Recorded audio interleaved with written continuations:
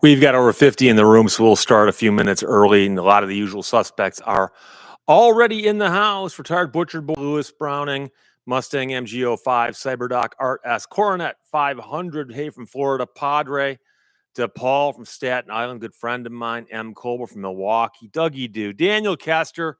Daniel Kester's on time. Thank you very much, my friend. Good to see you. Sometimes I listen to myself, which of course is a name that I think applies to many of us. Sometimes we do, sometimes we don't. Lewis Browning, retired Butcher Boy, Lewis Browning. Yeah. So, anyways, and Bob blah blah. Good to see you too, my friend. You and I have had some conversations last couple days via Facebook. So there you go. Isaiah, you ride motorcycle? No, I do not ride motorcycle. I have ridden one before. I've also ridden mini bikes. I've ridden, mopeds. I've ridden mountain bikes, but motorcycle, I've never owned one. My brother's got a couple Triumph motorcycles. They're beautiful bikes, but I'll admit, I'm scared of people on the road.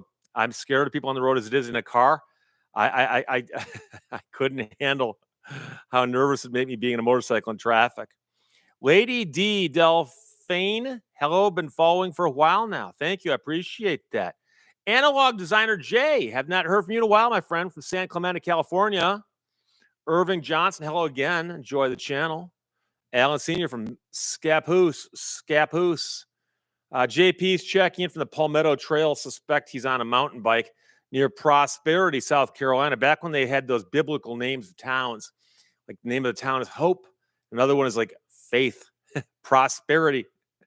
Zach, greetings and salutations, Mr. Lehto. I appreciate that. Daniel Kester. And yes, Kimberly Kester is my wife. Okay. Douglas Gaxiola. Devin Bound. Mrs. Teresa, 1999, checking in for Geneva, New York. I did do a live stream unannounced Thursday night, maybe, I don't know. Could have been Friday for all I know. Because I had some people get upset that I'd apparently maligned woodpeckers. So I felt the urge to do a live stream and explain the comments I'd made about the woodpecker. I like all animals. I don't want a woodpecker hammering at my house, nor do I want a woodchuck in my garage. But out on the property or anywhere else, hey, have at it, my friends. They were here long before I was. So, Michael Sorum, do you think you could pass the California bar exam on the first try? No. Remember that the bar exams are half state law.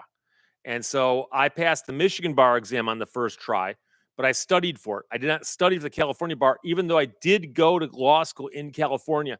If I had walked in without studying back then, I'm not sure I could have passed. If I'd taken a class on how to take the bar exam back then, I think I could have, but that's another thing altogether. Randy Harris, greetings from Houston. Good morning to all, because of course, I guess it's still morning in Houston. Inspector Mike is from, is it Bourbonnais, Illinois? You guys have got all these silent letters at the ends of words. It's almost like you had too many French explorers or something.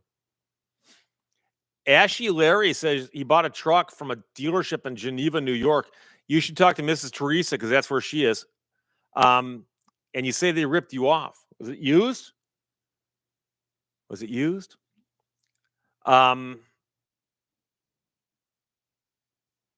Lewis Browning says error in the casino chip video. Walking Liberty half dollars are 90% silver and 10% copper. I know that, but they often refer to them as solid silver. That's a common designation to call 1964 earlier U.S. silver coins as solid silver. In fact, every single coin ever made in the U.S. Mint, including $20 gold pieces, contained copper. The only coin that did not contain copper was a steel penny from 1943. That's a great trivia question. I don't know if it's ever been on Jeopardy or not, but I hate to think of that as an error when I use a commonly known phrase like that, i.e. solid silver, because that's what people call those. Ashley Larry says a $19,000 cash sale had tons of problems, but they're all hidden. Yeah, it's too bad. That's, I always tell people that unless you're a mechanic yourself, you got to have a mechanic check out your vehicle for you. A lot of people tell me they buy a vehicle, they take it to a mechanic afterwards who goes, yeah, this thing's a piece of junk. Oh, most dealerships, trying to get them to take a used car back, it ain't going to happen. You're better off trying to work on cold fusion. Um, Theodore Becker, the Coalition for Bugs Against Woodpeckers. It would actually be called something like the Coalition for the Preservation of Bugs. And then, of course, it'd be the Coalition for Woodpeckers to freely eat or something. MH08 says it's 290 Kelvin with high clouds in Denver. No pun in 10. Did. Charles Todd took the UP bar exam where they throw you out at 2 a.m. My favorite bar in the UP is a place called the Church in the Valley near Alston, just east of Nissola. And there's a little bar that's been there for like 1,000 years. I believe it predated the natives somehow. And it's been there, and it was closed briefly during COVID. And I've never been in the building, but I've driven by it 1,000 times. My grandmother's house was less than a mile from it. And now they call it the Church in the Valley, and they host live bands there. Bands will actually travel to play at this bar that is about the size of a single wide. And they pack them in. So if it works, it works.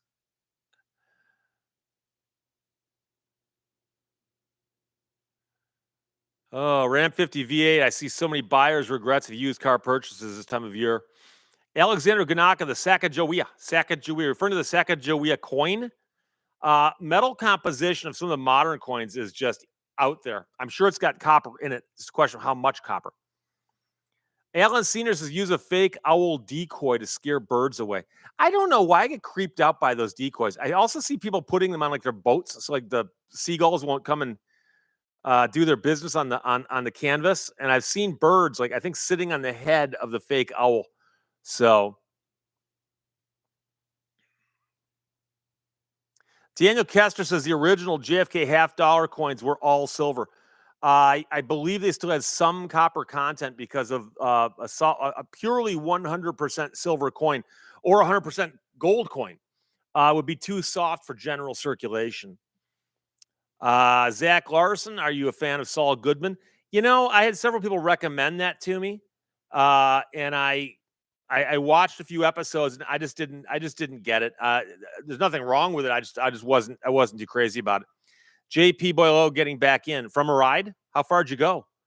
Scrapman 50. It's made from brass. Isn't brass an alloy though of several things, including copper?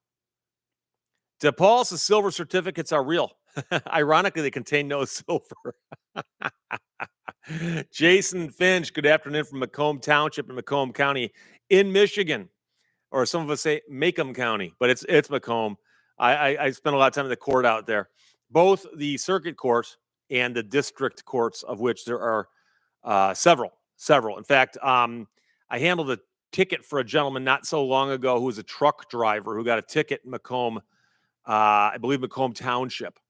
And then also there's a library right near there. I spoke not so long ago about, I believe, the Italian Hall disaster. Craig Shearer says JFK was on the 50-cent piece. Yes, the 50-cent piece. One of the ugliest American coins is the Ben Franklin $50. It's not a good looking coin. But the Walking Liberty, oh, that's a gorgeous coin. Oh, JP's getting back on the bike. I'll get back on from the end of the trail. Okay, I think I'm getting back to your house. Jason Brindamore, good afternoon, Steve and friends. I'm in the garage finishing the finishing touches, my escape back together after a wreck. Oh, that's too bad. Sig226, what brand of battery chargers do you use? I use the there's called battery tenders. I think that's the brand name. It's green with yellow writing on it. I have 2 of them. So, and then Daniel Kester says that the Kennedy $50 were silver clad in 67. Yeah, I know that the 4, 5, 6, and 7, I believe, had a different silver content than the dimes and the quarters of those years. And in 68, they became the same clad content as the other coins. It's been a while since I looked at that stuff, though. The Fin 2007 or 2007, St. Clair County, Michigan. That's up there, kind of north of Macomb County. I've been in court there, too. In fact, I've told the story before where I went to St. Clair County on a case, and I actually made the foolish mistake of dressing up for court. And I'm long before COVID. I'm talking about 20 years ago. I show up and I'm wearing a suit and a tie, and I'm looking around. There's nobody else in the courtroom that could possibly be my opposing counsel. But I've never met the guy. I've only talked to him on the phone. And I'm looking around. The judge calls our case, and I go, ready. And a guy goes, ready. And a guy stands up who's wearing like Dockers and like a polo shirt, and he's carrying a file.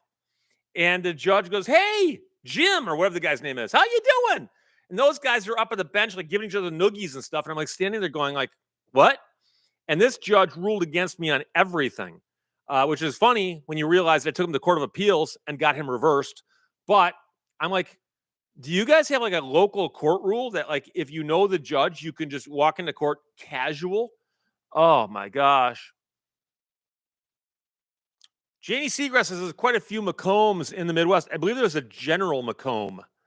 Like there's a General Wayne that Wayne County was named after. So it wouldn't surprise me. John Michael Karma does say the word dollar should have been removed from the currency no later than 1971. The word dollar is a strange one too. I think it comes from Germany originally.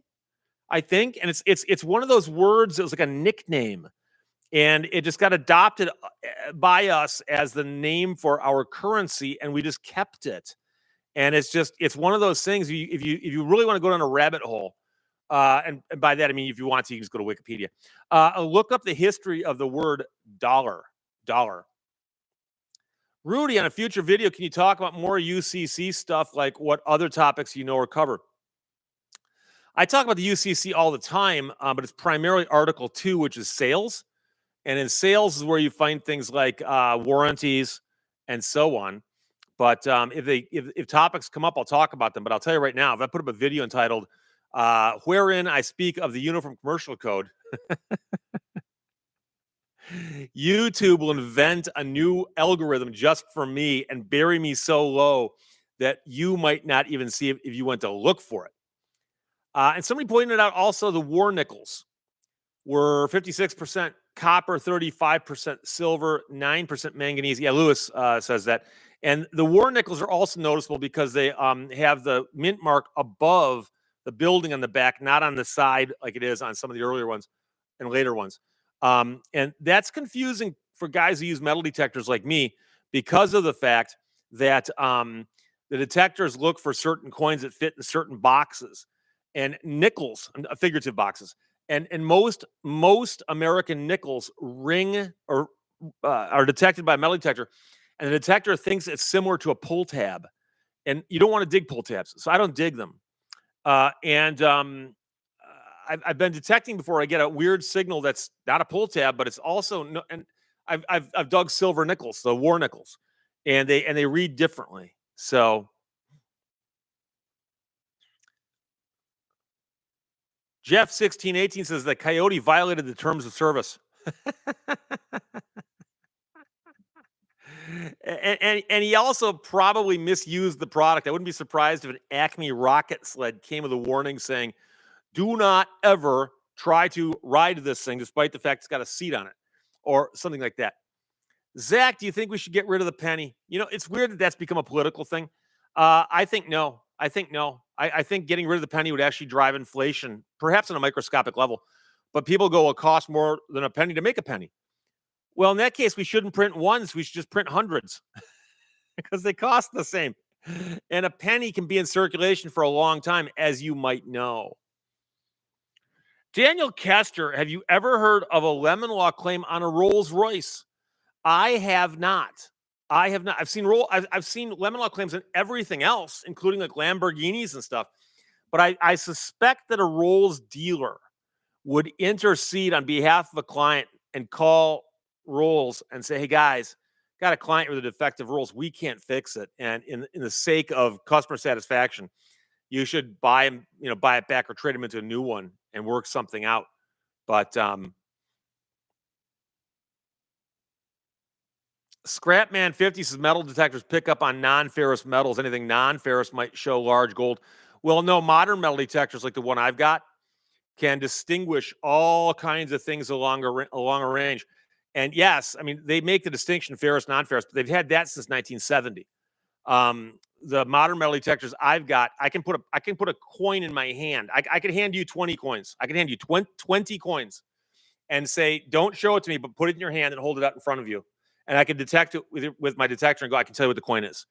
Um, and that's how good they are, including the distinction between a clad dime and a silver dime, or a clad quarter and a silver quarter, and it will tell you that is a quarter, not it's a coin, it's a quarter or it's a half dollar. And the only time it gets confused, and I talked about this in the video I did about the belt buckles, is that things that aren't coins will throw it off. I found a couple of things that weren't coins that it said, well, if it's a coin, it's this, but it's confusing me. And one of the things was the belt buckle I found, which it said it thought was either a silver dollar or a half dollar, but it's jumping around and the numbers were off. So I knew that it wasn't silver. And I also found, I'm not sure if I've ever shown it on here or not, but it's a medallion that was given out in on the 30th anniversary of Gettysburg to the people of the New York volunteers who served there. And I found it in a backyard in Michigan. And my detector thought it was either a half dollar or a dollar, same thing, but it was saying the numbers are odd. And I dug it up, and at first I thought it was a coin because how big it was, and I realized, oh, it's actually a medallion. It's like a big medal that had a ribbon on it, a presentation ribbon. And I later on, I've seen them on eBay, but the ones I've seen on eBay always had the ribbon, so I don't know what it's worth. So Serial 0411 says, I'm going to keep my 2 cents if it's rounded up. MHOA, bring back the half penny. I've found a half penny with my detector. Very, very uncommon coins. I like to jokingly tell people back in the day, you could go to town with a penny, come back with change after buying something. SKS Hugo says, Europe, it's a penny. USA, it's called a cent. And ironically, even the U.S. Mint says interchangeably we call them pennies. The word cent might be on the coin, but people call them pennies. Yeah, Dan Boyd, the hey penny, which, the British do that a lot where they take a word and they just jam it in together. And, we do that with some contractions like I can't go to the store right now, but half penny becomes hey penny. And Elvis Costello used some lyrics like that in some of his songs, which confused me. USS Gray Ghost, what's the weirdest lawsuit you've ever heard of and or were a part of? Well, the weird thing is I would never file a lawsuit that was so weird that it didn't make sense in the sense of the law. So I don't think I've ever had anything that weird. I've had some things that were, I guess, outlandish, where somebody drops a car off at a car dealership and picks it up a week later and they put 2,000 miles on it. And they're trying to claim, oh no, that was an error. We wrote that down wrong. And I've also heard of a vehicle getting more than once really damaged. And the dealership trying to fix it and hide it, which is not good either. Oh, Scrapman 50 is a German word for penny. I believe it's Pfennig, isn't it? Or I know is a German word Pfennig, but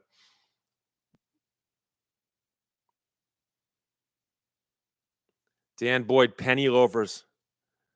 Don't forget about that. Jay Klein, I once got 2 mint 1957 silver certificate $2 bills as a tip on a pizza delivery. Wow. $2 bills are cool. I've had people send them to me, and I hate to spend them. They're just so cool. But for people who don't know, back in the old days, to convince people our money had value, they would tell you that if you have and there's also a gold certificate, larger bills. And they'd say, if you want to, you can take this certificate to a bank and exchange it for coinage. And they did away with it a while back. But I remember in the 60s and 70s seeing them regularly in circulation. They did become collector's items, but they're not worth a whole lot.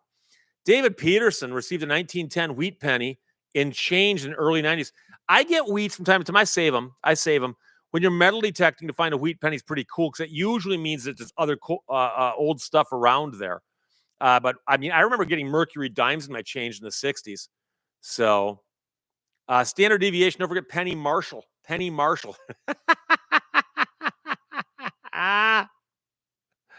Charles Taub, hard to use metal detectors in the queue, and I won't stop chirping below waist high, lots of float copper. Well, if you find a big chunk of float copper, it'd be pretty cool. But I agree with you. I've brought my detector to the area before, And I usually give up because I get these really good coin signals at like 8 inches, and I dig it up. It's a chunk of copper like that big. And don't get me wrong, chunks of copper are cool, but they're so common up there that I'm like, oh, I could just go to the Minnetonka and buy a bigger chunk as a souvenir. So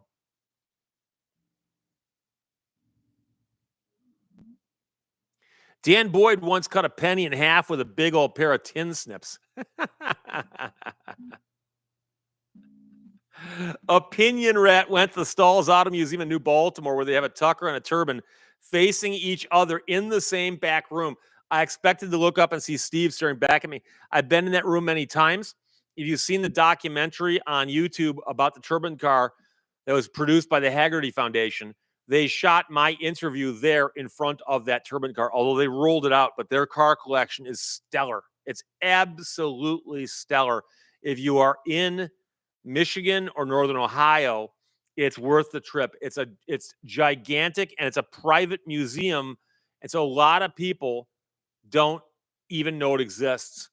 Brianna, do you own or formerly own any Cutco cutlery? No, I do not. I know I've known people who sold Cutco cutlery, but I've never owned any. I know they often show people doing things like, cutting things in half with those sharp blades. But Cyberdocs' female dancers love $2 bills. Doc Death 904 have a red ink $2 bill. Is that a silver certificate? Does it have a blue seal on it? Just curious. Opinion Rat liked the collection at the stalls.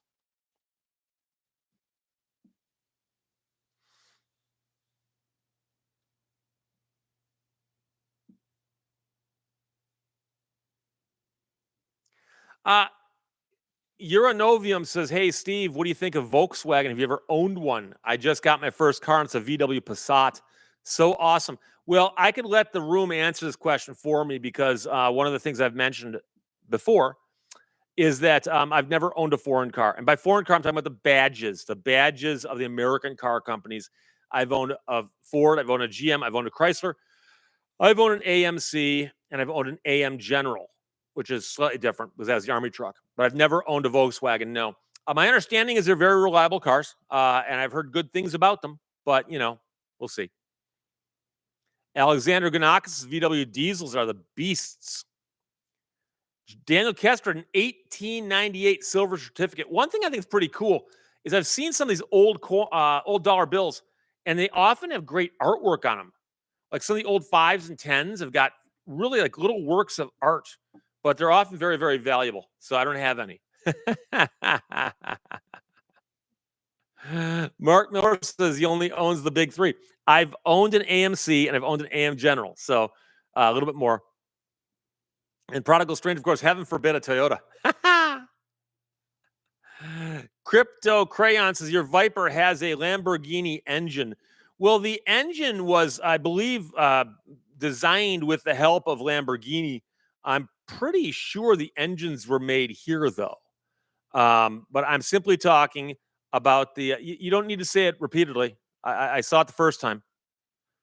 Okay. Anywho, standard deviation. My first car was a 66 Bug, but my friend rolled it. A Bug?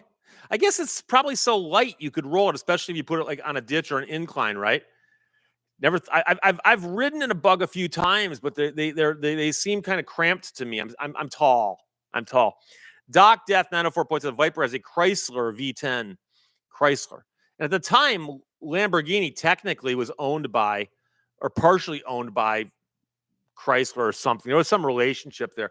I once had a guy go, but Steve, at one point, Chrysler was owned by some other company, Fiat. Therefore, your Viper is a foreign car. No, my Viper is not a foreign car. It's built in Detroit by hand by auto workers from Michigan. You don't get any more American than that. Georgiana Thornton also had a 64 red VW Bug. Robert Dillon loved my AMC Gremlin. Almost drove it into the Panama Canal. The grass was slick, stopped inches from the edge of the slope. Wow. Well, I had a Gremlin. I didn't own it. My parents owned it and let me drive it to high school one year. You try to sneak into the parking lot when you're driving a Gremlin, but the thing was dependable. I mean, it got me from point A to point B, and then it got me from point B back to point A. Don McR, why are hobo nickels valuable? Hobo nickels is a nickname for people in the old days would take a nickel or a coin and carve it up in some other manner to put artwork on it. Oftentimes they had a lot of time on their hands, nothing better to do, and they're collectible as folk art, but it's not terribly folk, valuable. I don't think, but I could be wrong.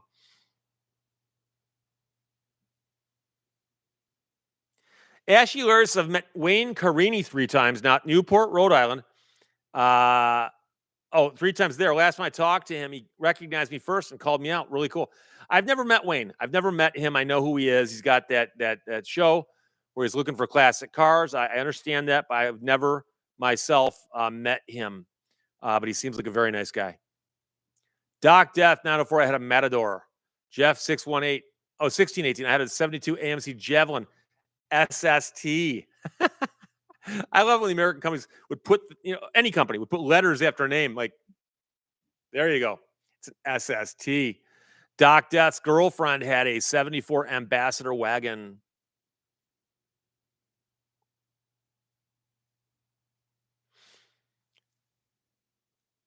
Engineering success. Ever had the chance to meet Rob Pitts?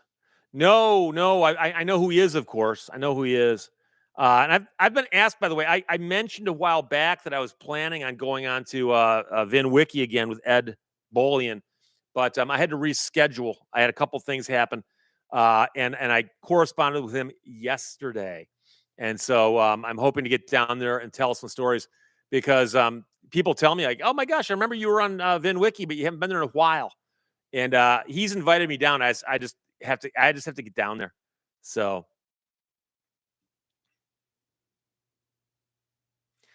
Euronovium, what do you think of wagons in general? They're so common here in Sweden and Europe in general. I don't see why they never hit in the US. Oh, our thing is to get SUVs. We're thinking if it's got to be long, it's got to be tall also, I think. We had station wagons back in the 60s and 70s, and station wagons became known as almost like the unhip family vehicles. And so when those kids grew up, they didn't want station wagons or wagons. They wanted to get the big old SUVs. So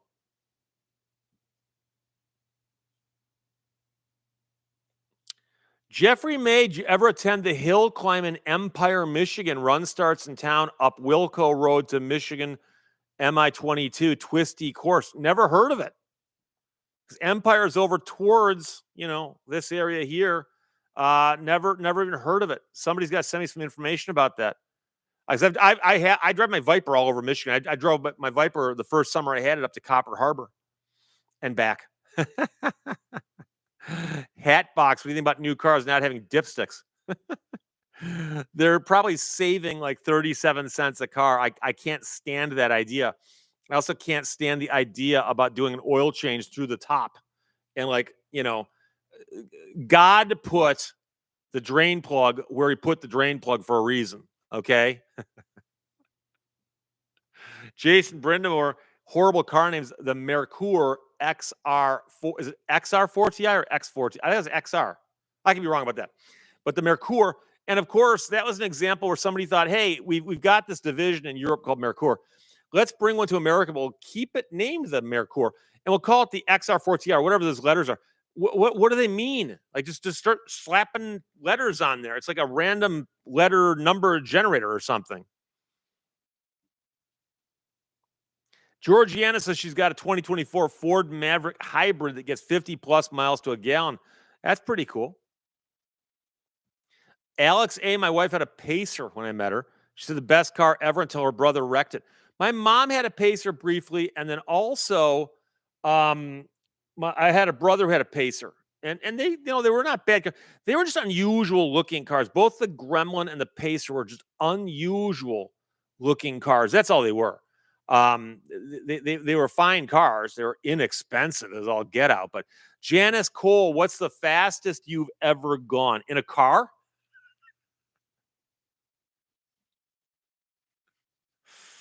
I'm guessing about 150. I've driven a car that's capable of doing over 200 on more than one occasion. And I've also been the passenger in a car that could do 200. And so did I say if I was driving or not at that time? I don't know if I did. But Mexican spec, good morning, Steve. And I got to say, because you'll ask, the hefty cup is purple today. And all I've got is water. I decided to go with water today. SKS Yugo Buick made a cool looking station wagon. Did they? There were some really odd ones back in the late 70s that the General Motors companies made. There was that one, I forgot, it was Oldsmobile or whatever, that had the roof that went up and then there was a glass piece like that let light into the back area. When I worked at the gas station, there was a family that had one of those. They'd bring it in. I'm like, oh my gosh. I always wondered if that windshield up here was treated the same way the windshield was down here. Yeah, Lewis Browning, the Vista Cruiser. The Vista Cruiser. Vinny Sluga, sorry I'm late. Yeah, don't do that again.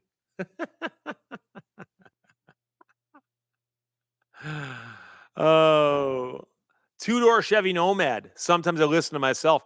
I was in New York, the city, a couple years back, and I was walking along. I don't know what prompted me to look through the slots on a fence, but in an area of townhouses and like no garages, somebody had gotten a Nomad inside their little gated area. And I'm like, oh my gosh, a Nomad in New York City. Kind of wild. Dan Boyd, the 64 to 72 Buick Sport Wagon had the Vista Cruiser roof. Mexican spec 67 Oldsmobile Vista Cruiser. I'm guessing Vista Cruiser is a nickname for that wacky, jacked up roof. Reinhard, man, it was 150 on a train. Oh, okay. I've done that too. Whatever the high speed rail is, or it might not be as high as some other speeds, but whatever the rail is between London and Paris through the Channel, I've done that too. Bob blah blah calls out the family truckster. The family truckster. Now I think that might be only a one-off. I don't know.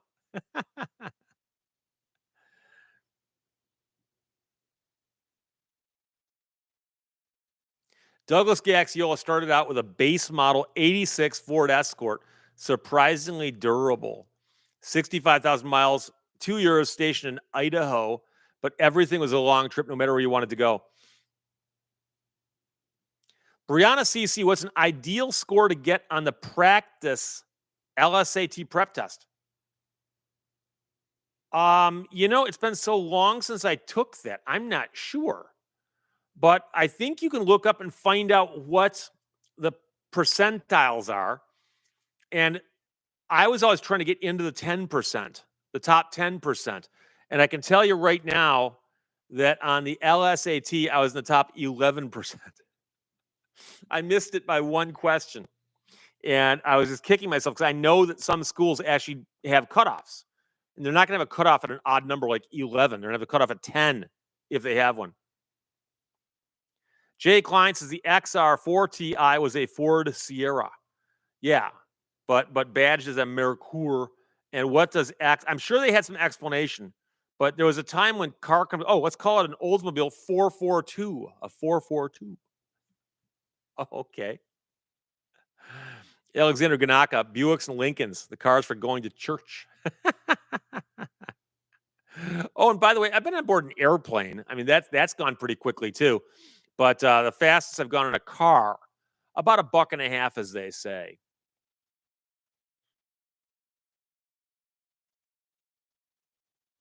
Boomer grew up in a GM station wagon all his life. My parents' last one was a Ford that had the variable Venturi carburetor, which never ran correctly. It was always in the shop. Probably technology that just wasn't ready for prime time, as they like to say. It's kind of like that 468 engine they put out a few years ago, where they just shut off some cylinders periodically to save gas. And in theory, it made sense. I know I think they brought the technology back, but back then, it just was not. It just was not that good. Jay Klein's done 162 miles an hour on the Autobahn.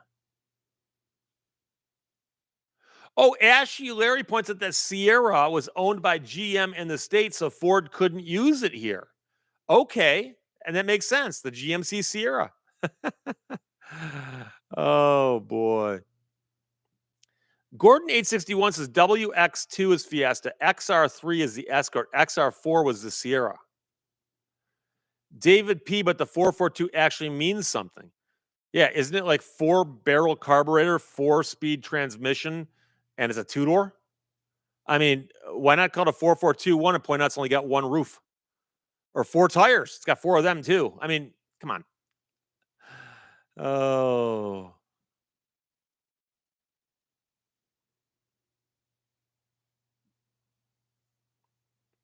Pahrump Mike's my brother has owned a 442 convertible for 50 years now. Nice car.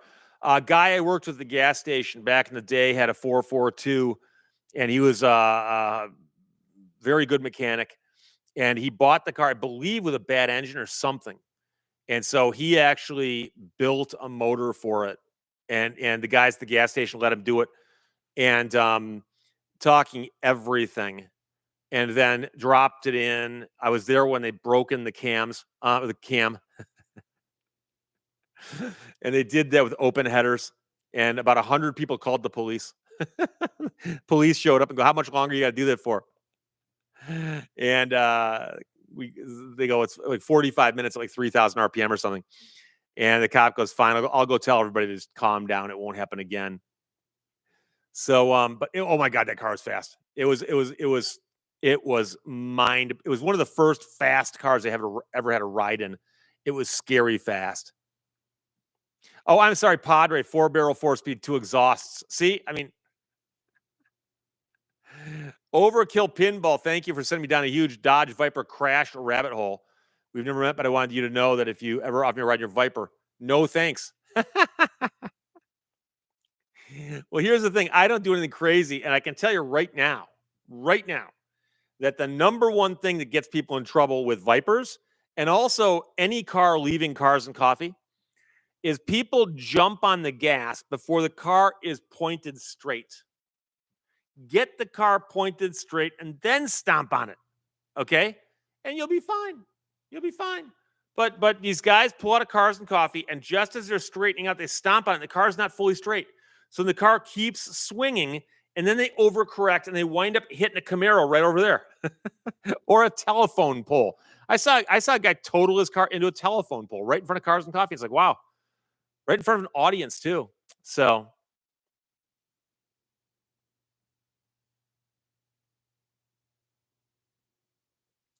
JP's made it to Trails End, 10.8 miles one way. Now I turn back and ride back to the car. So almost 11 out and back. There you go.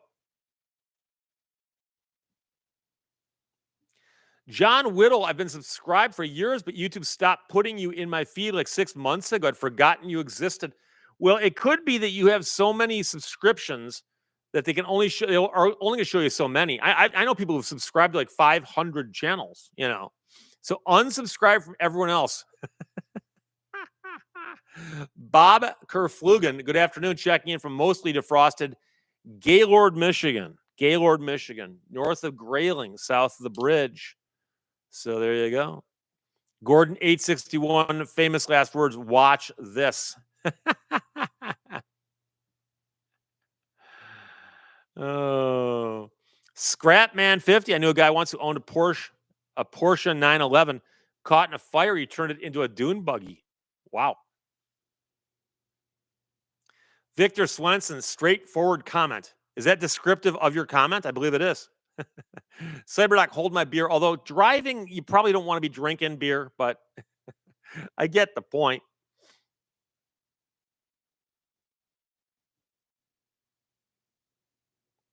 Kryptonic HD says already unsubbing from everyone else because Lehto's law is law.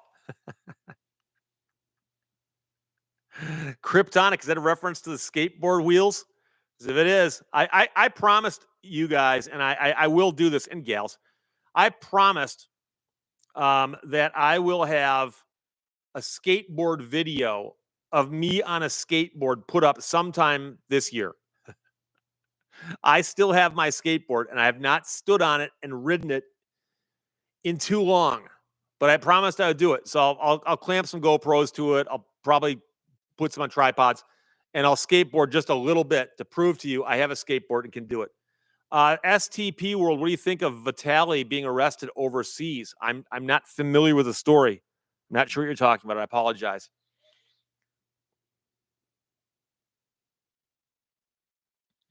Chris Tope. Now, here's the thing. There's a word in this story that makes me wonder. My dad bought a 1974 Pontiac Catalina and totaled it 6 months later. He was driving back at 3 a.m. and drove it into a swamp. A deer ran out in front of him at 3 a.m. But he put the word supposedly. A deer ran out in front of him. You weren't there. And now it's true, no deer ever came forward and said that was me. But there are deer out at 3 a.m. Of course, driving it into a swamp, was the swamp right there? Or was it 100 yards off road? I remember a story about a woman who was coming back from Port Huron driving towards Flint on 69. And she spun out and wound up going down a ditch into a swamp, but not so deep that she would drown or anything. And in the crash, something happened where she got trapped in the car and she couldn't reach her cell phone. They didn't find her for a couple days. She was fine, but I mean, crazy stuff does happen.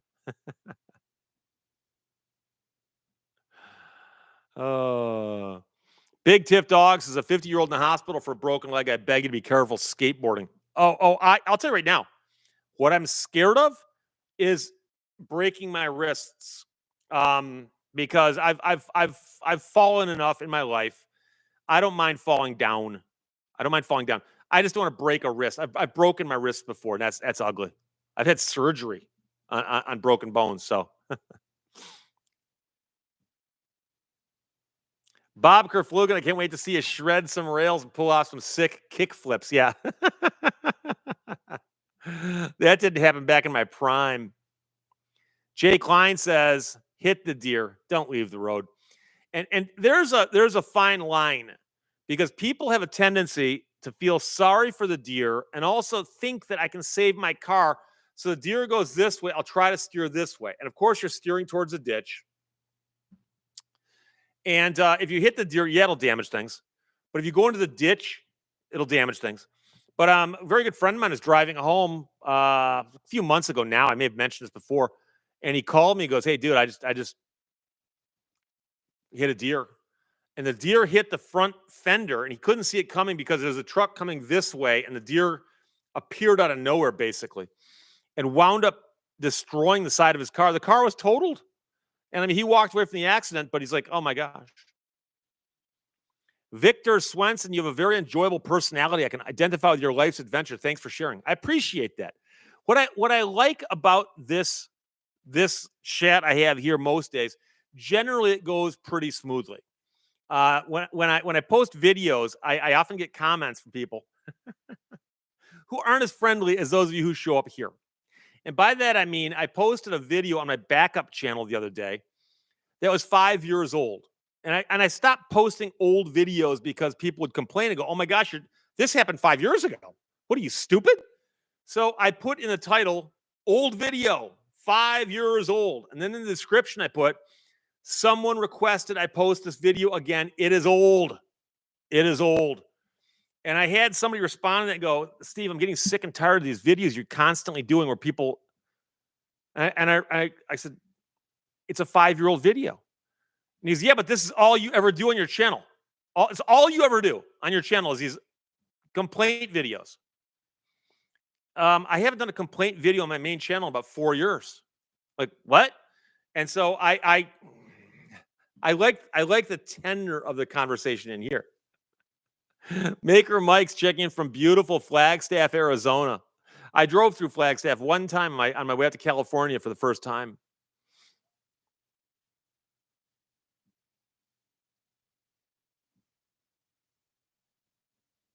Mike Frank says his friend hit a deer on a Kawasaki 1100 doing 90 miles an hour, and it cut the deer in half. But he needed skin grafts. And I assume you mean your friend, not the deer.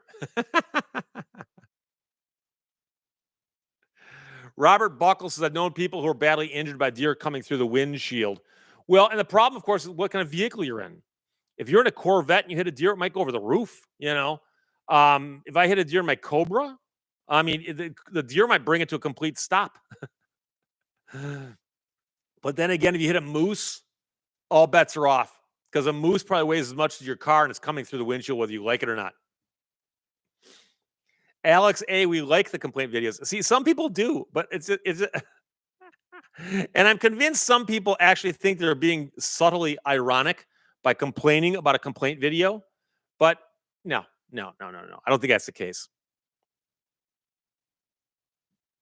Toads Walker, hey, Flagstaff, Mojave County here, enjoying the weather. Dan DeClerc says deer aren't as scary as bear. I don't know if you hit a bear with your car, although those have got to be fairly uncommon. I've seen a bear run across the road, but never a near miss.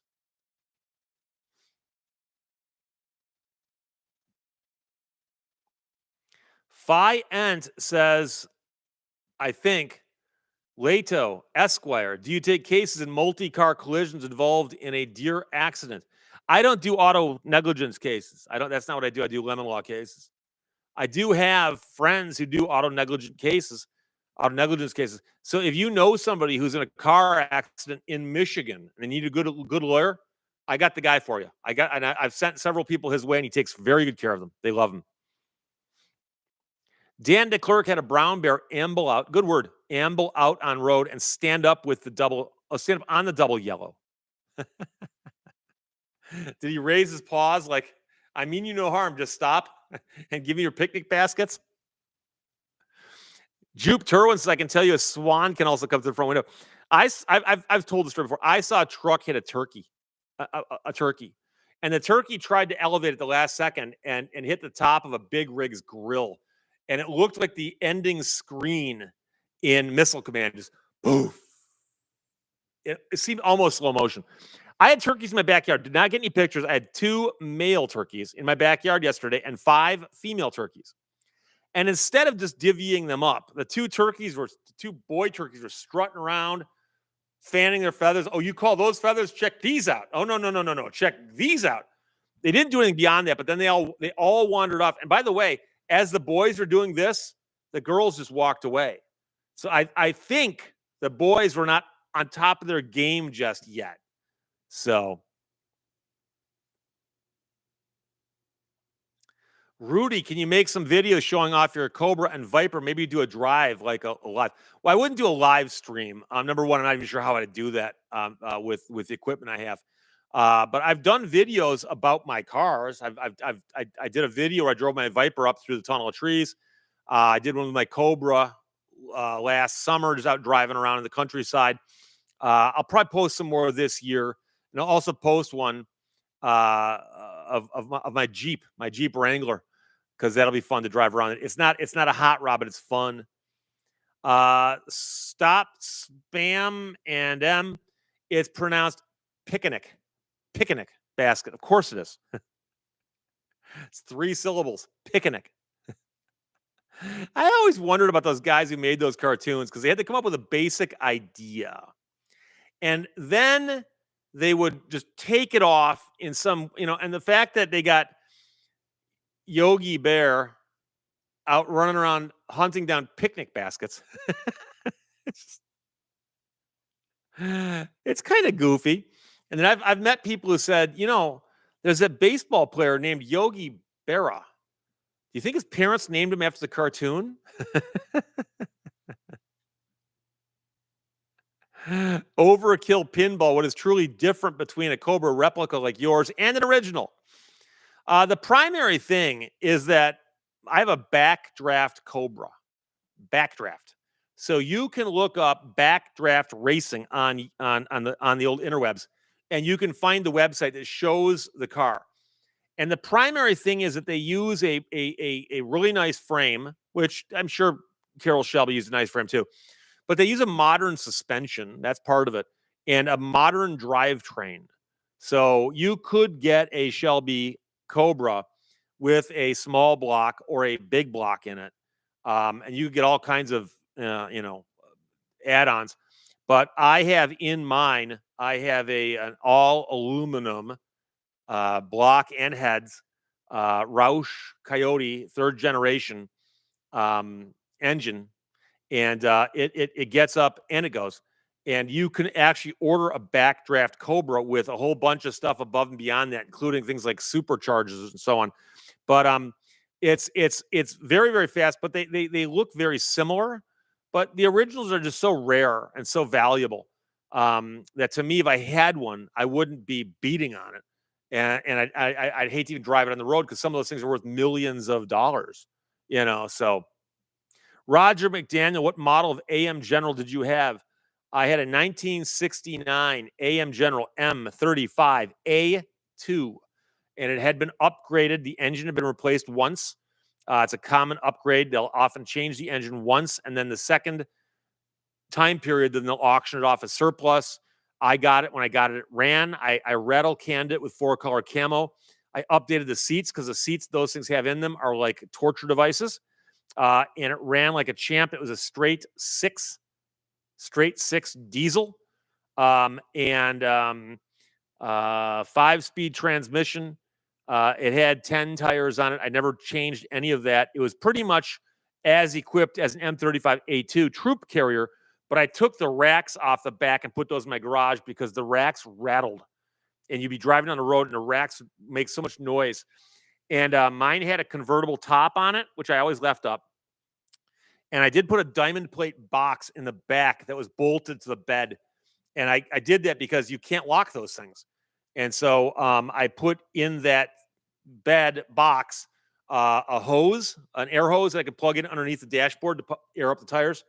Mine did not have the central tire inflation system.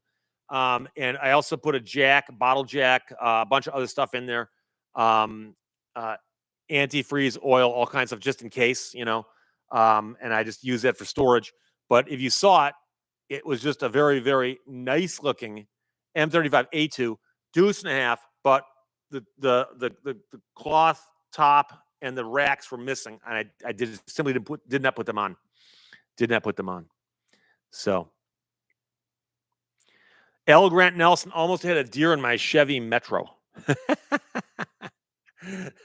was gonna say that might have hurt the deer, but a moose wouldn't even notice. In fact, you might even be able to go underneath a moose like that. Rudy says, I might not have seen them. I've heard you mention the Viper, but just recently the Cobra. I always keep losing track of which channels I put these videos on because driving videos don't do that well on my main channel. I put them up and they flop. I mean, you know, and I like doing because people enjoy them. But so I now I'm going to shoot them and put them up on my other channel. I think. Fiant says Jeep Wranglers are great, but they are also mechanics' favorite repair and money makers. You know, I've heard people say that. This is the second one I've owned, and it runs great. So I think it might also depend on which year you have and which configuration you've got, and so on and so forth. Fiant, do you have a supercharger on your Cobra? No, I do not. I was talking to Mark Lieberman, my friend who's a backdraft dealer, and he goes, just to let you know that there actually is a supercharged, I think, big block option. He goes, you don't want to buy it. You'd kill yourself. And I said, it probably would. Vinny Sluga says, I have an old cassette player if you don't need cassette tapes. I have boxes of old cassette tapes, but I also have a cassette player. Thank you. I've even got a cassette deck in one of my Explorers, the old Explorer. Other channel, D. Corbett, you didn't know? I've got another channel, Steve Lehto's second channel, or Steve Lehto's second channel. I would think. Hang on, I'm going to try an advanced. No, I can't do that. Can I? Hang on. Let's see if I can do this advanced move here. We'll go like this. And I'll type in Steve Lehto second channel. Is there some way I can? Oh, I can just do this, I think. Hang on. I hope you're all still there.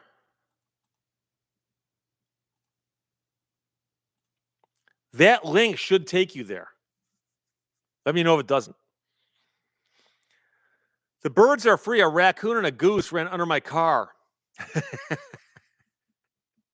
Sounds like the beginning of a joke. I once saw two cats scrapping, fighting. The type where the cats are like clawing each other, and they ran underneath a car. And I saw one cat just put its claws out and go whack, right in the top of the other cat's head because they're all cramped underneath there. And oh my, those cats are making noises like you wouldn't understand. And people are now saying the link works. The link works. There you go. Subscribe. I only post like once or twice a week there, but that's where I put the stuff that's got nothing to do with my main channel. Ashley Larry has subscribed. Thank you very much.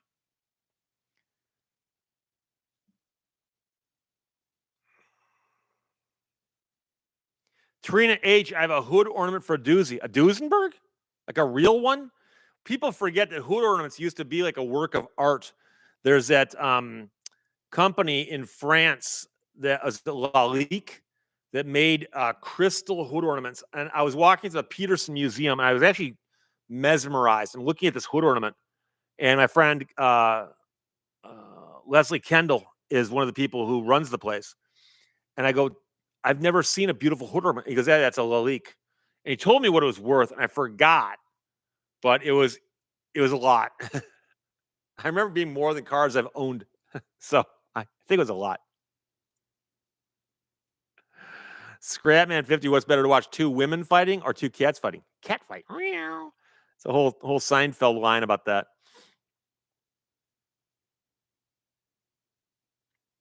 Yeah, overkill pinball. We need to bring back the hood ornament. Yeah, the hood ornaments were little pieces of art, little works of art. I'm trying to remember what the brand. It may have been Knight, Knight. I could be wrong about that. I was at a car show in Ohio, and there was a car I'd never seen before. And the guy goes, "There's very few of these left," but the hood ornament was a knight on horseback carrying a lance, and it was just, it was like a little statue. It was so cool. I'm like, that's cool, unbelievable. Ron S., do you think General Motors will buy back my 2025 Cadillac with 2,000 miles? Been sitting at the dealer for 45 days waiting for back-ordered transmission valve parts. Letter sent how long? The problem with General Motors lately is they drag their feet on everything. Everything. So, but yeah, obviously it's down that length of time. I'm assuming we're talking the first year of ownership. Then that's what we call a lemon. So Chuck Whitehead, remember antenna balls and flags? Couldn't you get a Union 76 like styrofoam ball for the top of your antenna?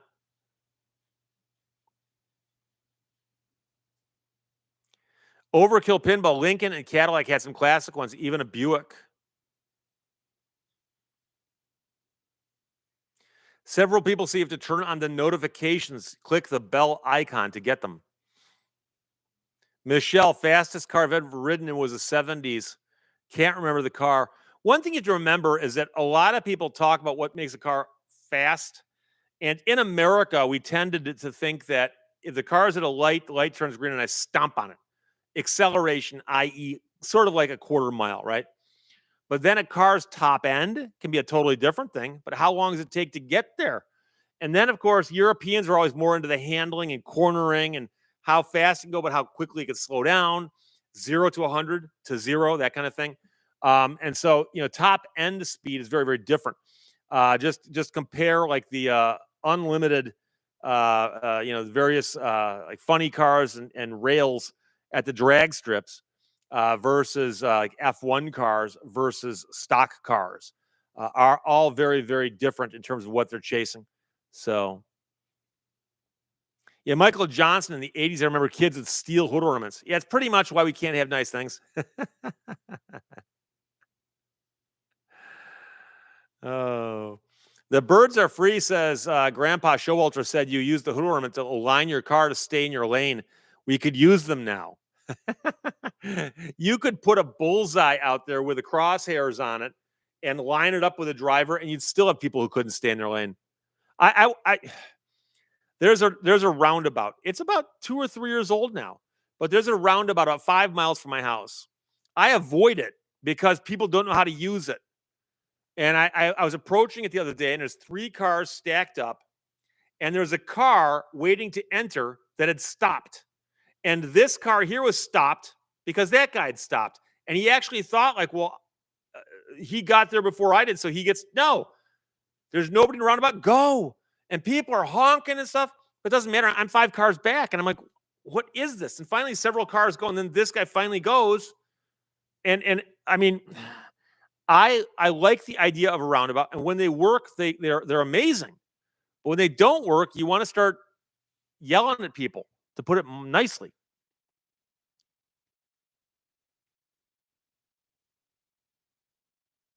Daniel Kester reminds us of the spirit of ecstasy, which is the Rolls Royce hood ornament with the silver lady who's got her arms back.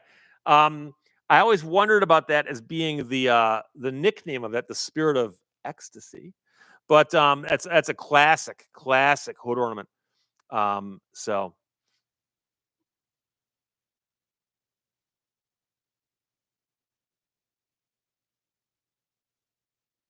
John Emery. Hey, Steve. Hello, Steve. Yeah, my phone went off a second ago.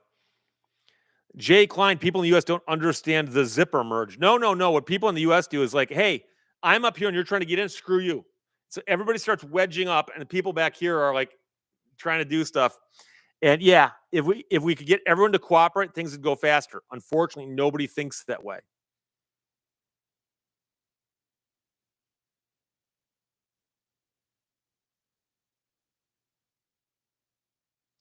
Angels don't fall. I think people get confused and are scared in roundabouts.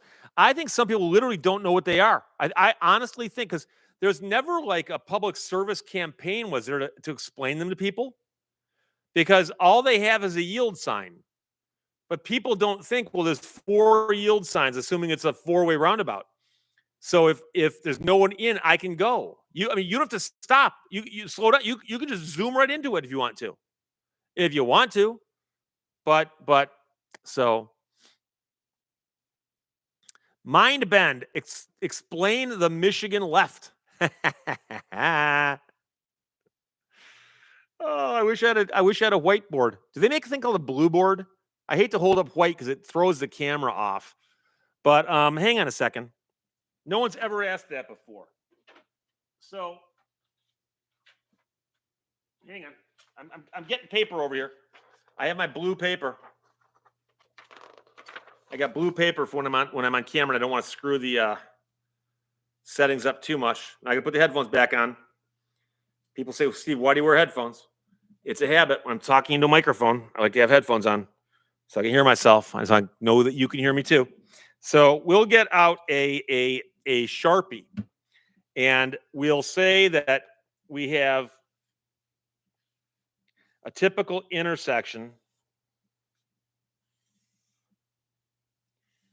And I'm currently drawing the intersection, for those of you who are familiar with the area, of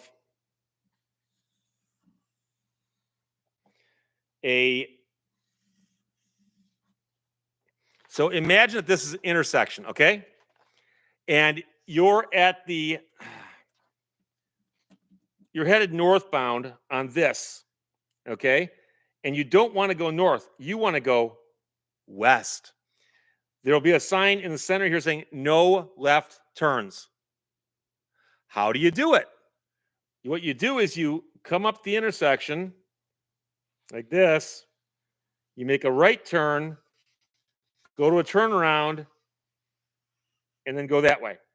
And I know that seems confusing, but I remember an intersection at Lincoln and Woodward Avenue in Birmingham, Michigan, where there was a left turn signal here and only a single lane here, and there'd be traffic backed up for half a mile because one person making a left would tie it up for the entire light cycle. So you go up, you make a right-hand turn around, and that becomes a Michigan left. I didn't understand that that's apparently a rare thing, but I guess they're not as common elsewhere, but it makes complete sense. And so, obviously you could probably go through it and pull a U-turn, but there's no good place to pull a U-turn either. So that would be a Michigan left. Perfectly legal. Big John, hey, Steve, Drew and Mike forever. Long-time morning show from WRIF, The Riff, baby. Along with Arthur Penhall and Karen Savelli and Steve Costan and a few others. Old timers in Michigan and Detroit will know those names from the rock and roll radio. Code Meester Beat says I do that all the time, referring to a Michigan left, turning right saves time from waiting. I've found myself in other states where I just do it naturally. I see a big lineup for a make left turn. I go boom, boom, and it's less frustrating. Angels Don't Fall rolled his Mazda B2200 when I was 14. I'll be 47 on the 18th, which means that you've had that vehicle now for 30 plus years. I still have the truck. Wow. Mike Torello, New Jersey and Michigan lefts seem very similar, but we have more jug handles. You can often make a right to go left. Okay. The Moo Master Z, why not go up a block and then turn 3 times?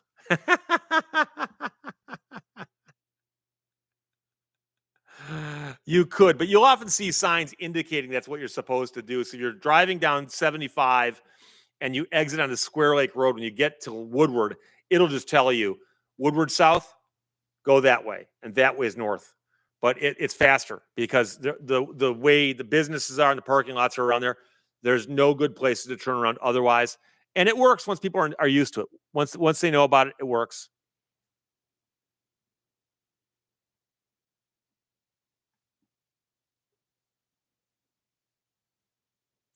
Somehow we got derailed into a discussion of New Jersey and pumping gas. Scrapman 50, what's your view on people cutting through a gas station to turn right at a traffic light? Most states that's illegal, and I've seen people get tickets for it. I've also been working at a gas station where somebody went zipping through the parking lot and almost ran me over. So, as a former pump jockey, I do believe that they should ticket you for that. Um, yeah, you can't drive across private property to avoid a traffic device, usually. So, SKS Hugo says he had a 71 Mazda R100 with a 160 mile per hour speedometer. Yeah, there's a marketing thing that the car companies did back in the old days where they'd put speedometers on cars that went way faster than the cars did. It made people think the car went fast. There were also documented examples where the car companies put out a car where the speedometer read too fast, meaning that you thought you were doing 50 when the car was only going 45.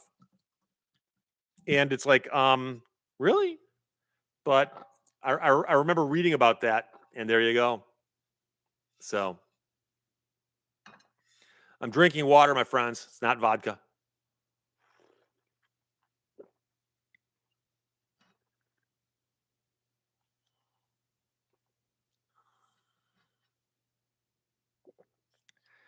Scrapman 50, the Saturn's Speedo goes to 1 to 30.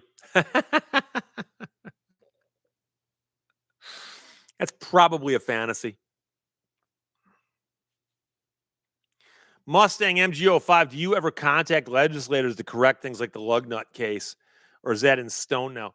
I know people in some industries, including some people in Lansing, and we talk about this kind of stuff. But the sad part is, it's hard to convince anybody that's important until it happens to somebody important or famous. So Mike Frank, metal detector news. We talked about metal detectors at the top of the hour of last hour. And I still have a White's V3i, but White's Electronics went out of business during COVID, sadly. I believe they sold all their intellectual property to Fisher. So Fishers are good. I know people who use Mind Labs, but I do not. I've never owned a Mind Lab. Carl's Corner, is it illegal to drink as a disc jockey? Not that I'm aware of.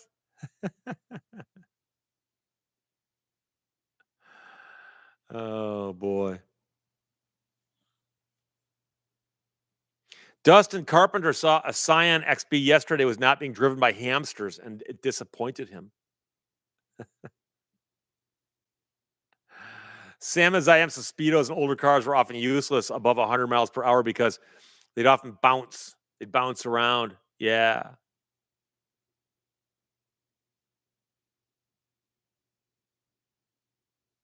David Hastings says, Steve, explain the double diamond crossover. No. I've seen them described on YouTube or someplace else. We don't have them, as far as I know, in Michigan. So I've never seen one. So I couldn't even draw a decent representation of one just yet. So I apologize.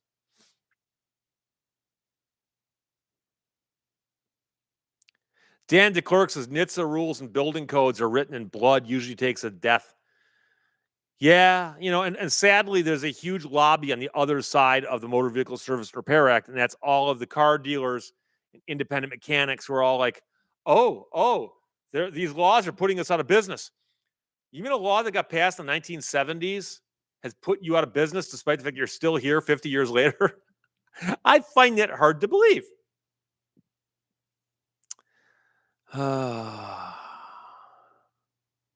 Cyberdoc says we can make things more interesting by replacing roundabouts with figure eights.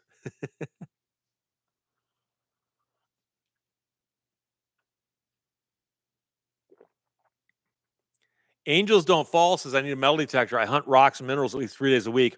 Fill a bed of my truck full of all kinds of stuff, including I find meteors and diamonds. Yeah, there are guys who do go mineral hunting with detectors, but it I'm not quite sure how you'd set it depending on where you are, and you also have to compensate for the mineralized ground. Is it tap water? Phi ends. No, it's bottled water, which means it's probably coming from a tap out of New Jersey, but not high tap water, because this was in the refrigerator, so it's all nice and cold coming out of this thermos. So there you go. Jupe Turwin says, nice evening to you all. Have to drop somebody at the train station. It is, in fact, evening where he is, and I'm guessing about 7 or 8 o'clock in the evening, give or take. Vinny Sluga, my aunt got a new dog named Bobo. She had a dog named Milo. Well, as you may know, I've got on the end of every video a screen that says, remember Milo and Wolfie? Those are two dogs I had years and years and years ago. I had them when I started doing these videos, and they passed away a few years ago. The Prodigal Stranger, Poland, is spring coming to you straight from Maine, yet mysteriously bottled in the Bronx. There's water you can buy that's bottled in Michigan.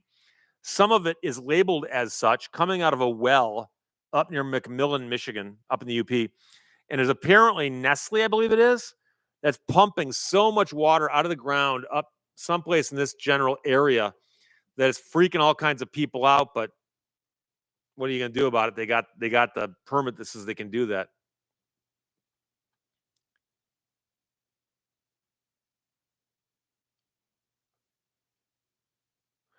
Isaiah says Michigan needs to quit refurbishing old rest areas and make plazas in the center of the highway like Florida. They've got a couple. There's one in Clare, for instance, but you're right, there's not that many. But what I like the rest areas that actually have fast food and gas stations and so on. Michigan's rest areas are literally just a building, a couple vending machines that don't always work, and then a couple sets of restrooms, and that's it. So DePaul says don't drink water from Flint, Michigan, at least not out of the Flint water system. Bob Loblaw says, I'm glad there's fluoride in my water. You might not remember this, Bob, but there was a time when fluoride in the drinking water was a conspiracy thing where people were upset about it. But, what are you going to do? Alethea, hello, Steve. I've just figured out how to live chat here on YouTube. Well, thank you, and I appreciate that. There are probably people who watch this going, I can see him talking to somebody, but who's he talking to? So you have to know there's a thing over the right-hand side that's chat. I'm guessing it's on the right-hand side, at least on a desktop. On a phone, I don't know. I've never actually watched a live on a phone, I don't think. Oh, I have. It just appears below, but you have to press a button or something. Dan DeClerc says Michigan groundwater has a lot of natural arsenic in it. Depends on where you are, and you can get the water tested and find out. There are some areas where it is worse than others, and I know this, believe it or not, because I once put an offer in to buy a house, and the seller said, we are on a well. And I said, my offer to purchase is contingent upon the house passing an inspection by a licensed inspector and your tap water passing a test regarding how much arsenic is in it. This is an absolutely true story. I don't know if I've ever told this before. Sent the water samples in, and the guy from the lab called me directly. He goes, Mr. Lehto? I go, yes. He goes, are you the one who sent in the, yes? I said, I didn't send him in, but my inspector did, but my name's on the thing. He goes, yeah. He goes, is this serious? And I go, what do you mean by he goes, are you joking? And I go, no, why? And he goes, your numbers are off by a factor of like five. I believe he said 5,000. In other words, you're allowed this many parts per million or billion or whatever it is. Multiply that by 5,000 and you're off. And I said, really? And he goes, yeah. He goes, that water is so bad. He goes, you should probably warn the seller because they must not know. They knew because my realtor called them to tell them that we were backing out. They didn't blink. They threw us our deposit back and said, go on your way. So yeah. Toad Walker, do you know any good SSI application lawyers? No, I don't. There's a couple fields of law that not a lot of attorneys do, and Social Security is one of them. Workers' comp is another one. It's hard to find attorneys who do them, and it just aren't that many. Alethea, I had to download the app to get it on my iPhone. I apologize. I might be mispronouncing your name too, but hard to say these days.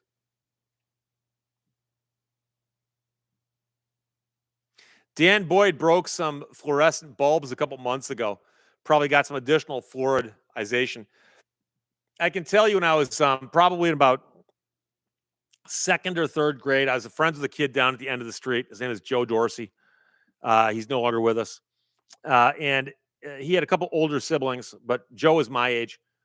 And we were down in his basement goofing around, and we had Super Balls. Remember Super Balls? And, we could have fun with a Super Ball for like 10 hours. And we discovered that if you took it and threw it as hard as you could at the ground, it would bounce up and hit the ceiling and bounce up, and we could get it to do this. And we were doing that for a little while because nobody else was home because it's making a lot of noise. And Joe threw one, and it hit the ground, and it bounced up, hit the ground, and bounced up, and it hit one of those long fluorescent lights. Poof! It's broken glass everywhere. It didn't occur to us we could break something. And I remember I looked at Joe and I go, what do we do? And he goes, clean it up and hide it. It was his house. He broke it. So what are you going to do? Cyberdoc Super Balls were great. Oh, yeah, that was a lot of fun.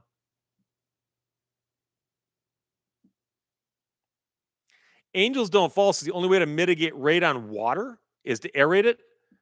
Radon water. I've never heard of. I've heard of radon gas. I had a house once that had theoretically some radon in it, but I put in a radon remediation system that supposedly took care of that. But I don't. It was a while ago, a long time ago. Analog designer Jason's Super Balls are made in San Clemente, California. Very cool. Jay Klein spent a lot of time in a body shop when I was a kid. I'm sure I have a fine coating of Bondo at my lungs. Do you remember the smell? Bondo, when it was being mixed, it had a chemical reaction that caused it to harden. And all I remember is it would itch right here in my nose. I remember smelling it because my brothers used to work on cars.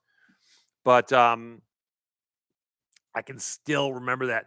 Irish Scott lad click clacks. Yeah, click clacks. You go like this, and the things would bounce up and bounce down.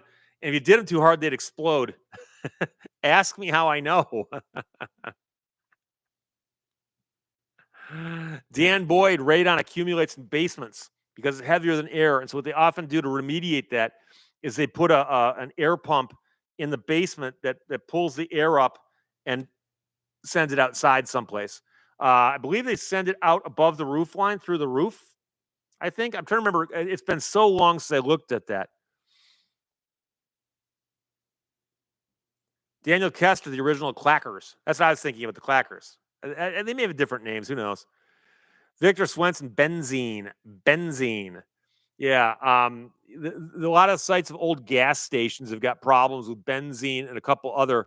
They nicknamed the group of chemicals as a BTEX, but it's a bunch of chemicals that get into the ground because of gasoline being spilled or leaking over the years. And oftentimes to clean it up, they got to literally scoop up the dirt and put it in landfill someplace because it ain't going anywhere on its own. Or if it is, it's going bad. Dustin Carpenter Pop Rocks. Yeah, too many kids got killed by those, so they had to take them off the market. One of the dumbest but first urban legends most of us heard was, hey, I heard that Pop Rocks killed some kid. Killed him. iFix or Free Repairs is the original winner of the Toy Product Darwin Award as lawn darts.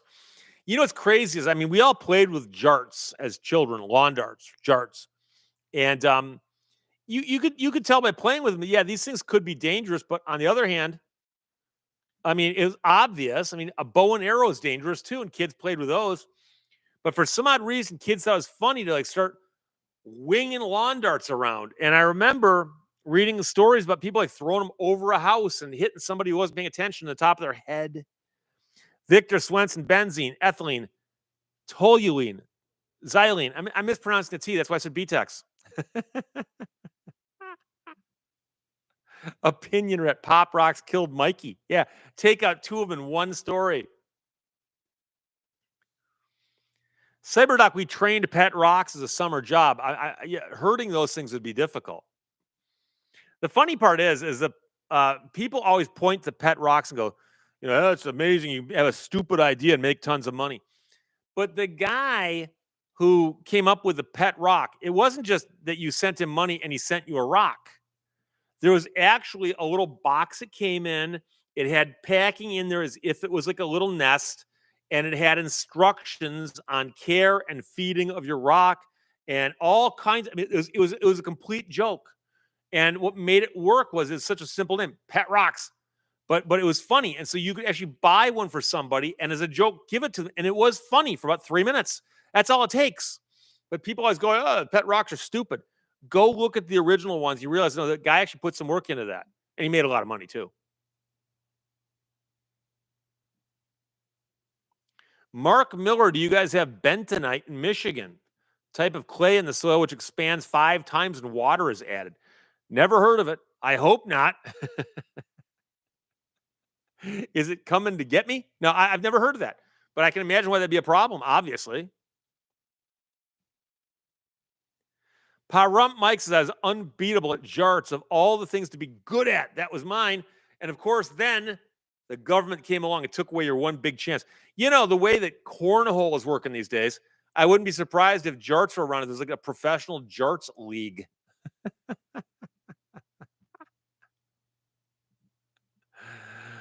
Chia Pets, Don McR and Victor Swenson. Chia Pets. They had so many weird ones too. Theodore Becker, when training pet rocks, you must have patience. Vinny Sluga, I have to go. Well, thank you for being here, my friend. Good to see you. Stay in touch. I appreciate that.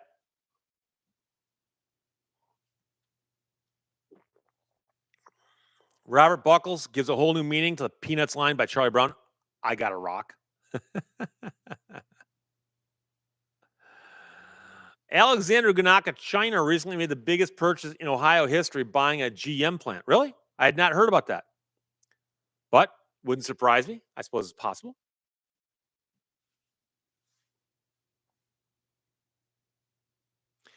Eliathea says, this is my pet rock.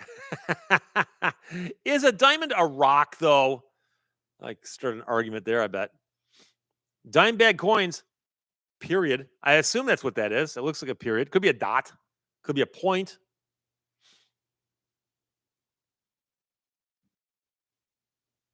Codemeister beats like the Richard Simmons head chia pet. DePaul 31, Japanese Tamagotchi pets died if you didn't care for them. Are those things still around? I don't think I've ever actually seen one in real life, but I remember kids playing with those. Doc Death 904 says China bought the plant in Lordstown. So Dustin Carpenter, that apparently is what they're saying. Pa Rump Mike, have you rock hounded? You go hunt for rocks? In the Upper Peninsula of Michigan, near the copper mines, are big rock piles where they piled the rocks that got out of the ground. And occasionally, just digging around there, you can actually find big chunks of copper that someone got through the system. Spent hours and hours and hours as a kid doing that. Found some pretty cool pieces of copper too, but I haven't done that in a while.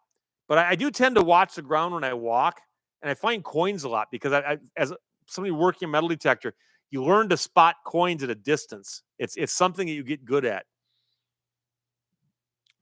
Kazui Trisha, I remember having a Furby as a kid. A Furby. Oh, by the way, Heather did send me a note saying she couldn't be here today. The Canadian robot lady, Heather. But that's okay. She had an excuse and she told me in advance. So, Chuck Puck, what happened to metal detecting? What do you mean? In Michigan, you can only detect in the late spring, summer, early fall. So my detector's in the basement, just waiting for spring. Oh, Dimebag Coins is putting in a period. Let's YouTube count you as in chat and watching, and is my calling card as freaking awesome knows well. It's kind of like putting a period in front of a tweet to indicate that anybody can read it versus whoever you're sending it to. Dustin Carpenter says that's where the Vega and last of the Cruise were made. Maybe they'll bring back the Vega. Can you imagine a Chinese-built Vega? There you go. Lion Zookeeper, Uper lights find along Lake Superior. There are stones in the UP which during daylight look normal. And if you shine them with a black light at night, they glow. They're kind of cool, but the question is, how do you display them? Got a little display case with lights and stuff, maybe? I don't know. But it's a phenomenon that nobody discovered until fairly recently. So, Padre, do you have an opinion on Garrett? Garrett's one of the oldest names in metal detectors. Garrett's well known. So yeah, if Garrett's still around, I would. Garrett and Fisher, Whites, Tesoro. Even I've known people at all these detectors. What you want, if you can afford it, is you want to get one of the top of the line detectors that works on several frequencies. So I had a detector called a DFX, which is dual frequency. It broadcast and received on two different frequencies. The V3I, as you might imagine, has three frequencies. And then what it does is it sends the signals down and listens for reflections, in essence, on different frequencies, and then it correlates all this stuff and runs it through a computer processor, and then puts up what it thinks the signals are based on the responses. And so if you get a detector that just sounds on and off to indicate metal, that's so old school that it won't help you. My detector, I can go someplace if I know the ground really well, and it will tell me what the coin is and how deep it is to within half an inch. And I've actually been walking on, people didn't believe me. And I'm walking along, I'm like, oh, that's a dime at 6 inches. Boom, dime at 6 inches. And they're like, how'd you? I'm like, I told you the detector. That wasn't me. The detector did that. So, Doc Death 904 of a Sinclair dinosaur fridge magnet. Over on the west side of the state, east of Berrien Springs a little bit, I forgot which town it is, but there's an old dinosaur display type stuff all around an old Sinclair gas station. I think the station doesn't sell gas anymore. I think it's now just a repair facility, but it's pretty cool seeing that stuff, in the wild. Carl's Corner, my rock ran away with pebbles. That hussy.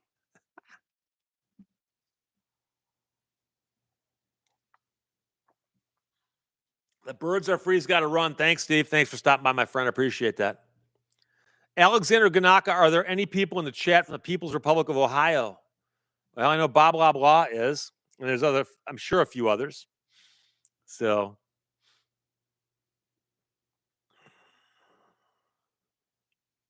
Sam as I am, how much does a detector that good cost? It'll cost you probably over $1,000. But what they do is amazing. And I know people say, well, I'm just going to get started. I'll buy a lesser one. And then they go detecting with somebody's got a good one. Like, oh my gosh. It's kind of like saying, well, I could afford to buy a sports car, but I'm going to start out with like a compact sedan first to learn how to drive. No.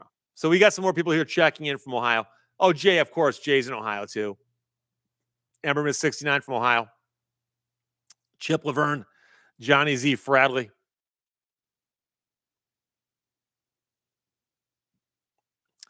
Ben Heiser, have you ever driven on a freeway in Montana? I don't think I've been to Montana. I've been to South Dakota, but not Montana. I don't think so. Turbo Tom 416, Ohio here. Padre paid $350 for a Garrett Ace 350. I'm not familiar with the model numbers on those. I knew White's really, really well because they made the V3i, the DFX, MXT, which is not bad, but and they made a bunch of specialized detectors. They had ones they designed specifically to go looking for like gold nuggets and so on. But the ones that I'm talking about are the high end hobbyist detectors. Theodore Becker, what's the length of depth that it can go to?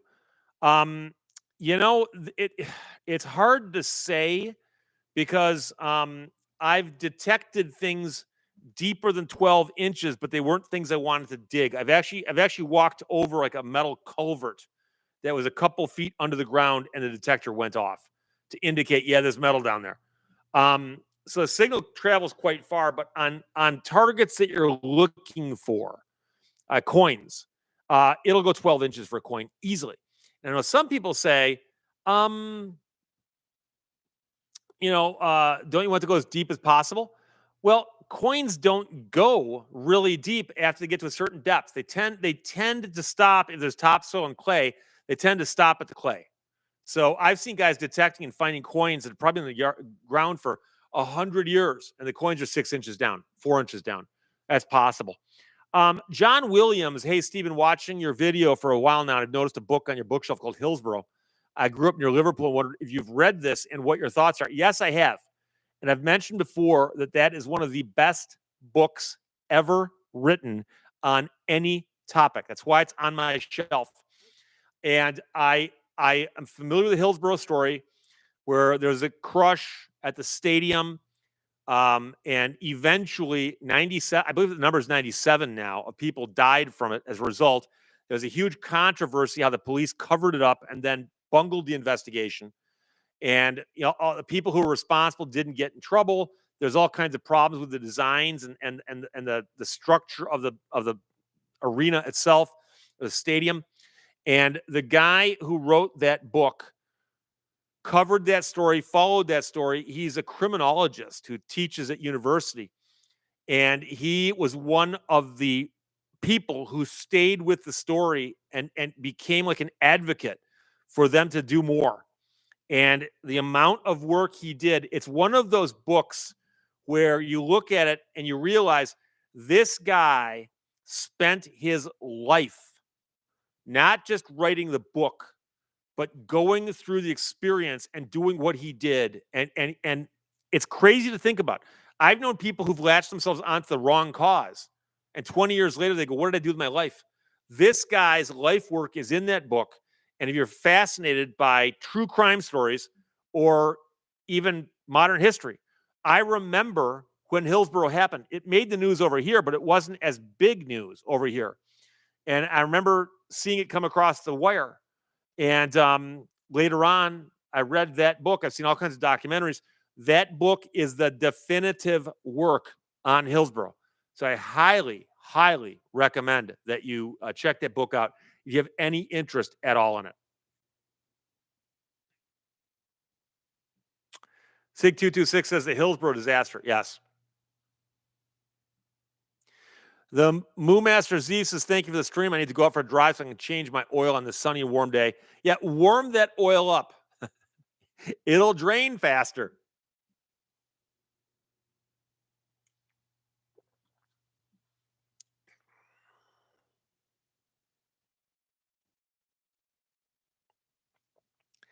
Ethan's dad 3D says, I have to say the Mattel metal detector was the last straw between me and Santa. Got a Mattel typewriter and a Mattel microscope. Which is higher or lower on the scale of things you can buy? Mattel or Popeel? Popeel. Like the Popeel pocket fisherman. Devin Mount says Phil Scraton. Yeah, I don't think there's an N though. I think it's Scraton. Scraton. Prodigal Stranger, do I smell a book report on the horizon? Well, I've already talked about that book. It was in the first book report I did.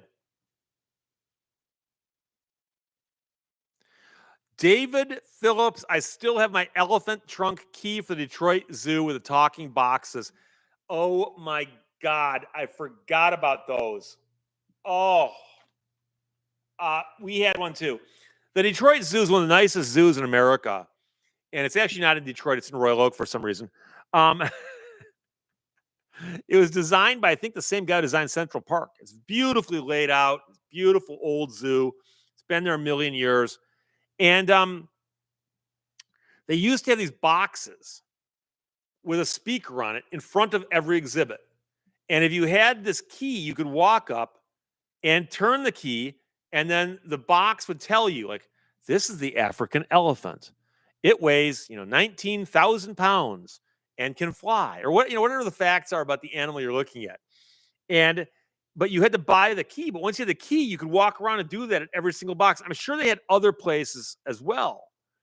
But I remember we had that key, and then of course you owned it.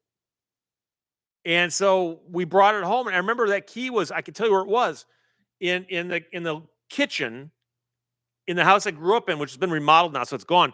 Above the stove, there was a little shelf, and my mom put stuff up there, and there was knickknacks and stuff, but she also had like a little a thing that she threw change into, and that key was up there. So what else can you do? You're not gonna put it on your keychain. It's about this big. It looked almost like an animal cracker, you know.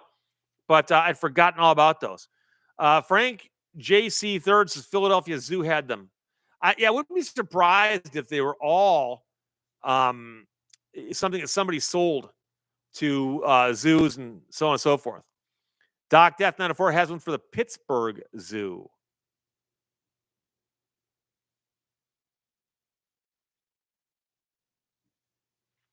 Lion Zookeepers, the Philadelphia Zoo is really beautiful and was the first zoo in the country. Really? Wow.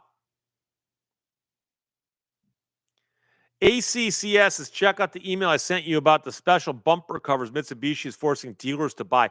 I saw the email. I believe I saw that already. And if you're a Mitsubishi dealer, they're making you buy this bumper cover so that when you work on the car, you won't damage it, I guess. And the point is, it's like, well, can't we buy our own bumper cover? We got to buy them from you? Or can't we just, I don't know, work more carefully? I mean, there's some things the dealership should be mandated to buy, like, I don't know, cars from the manufacturer, but other stuff makes you wonder. Gerald and Lima, I still have my key from Deer Forest, Coloma, Michigan. Really?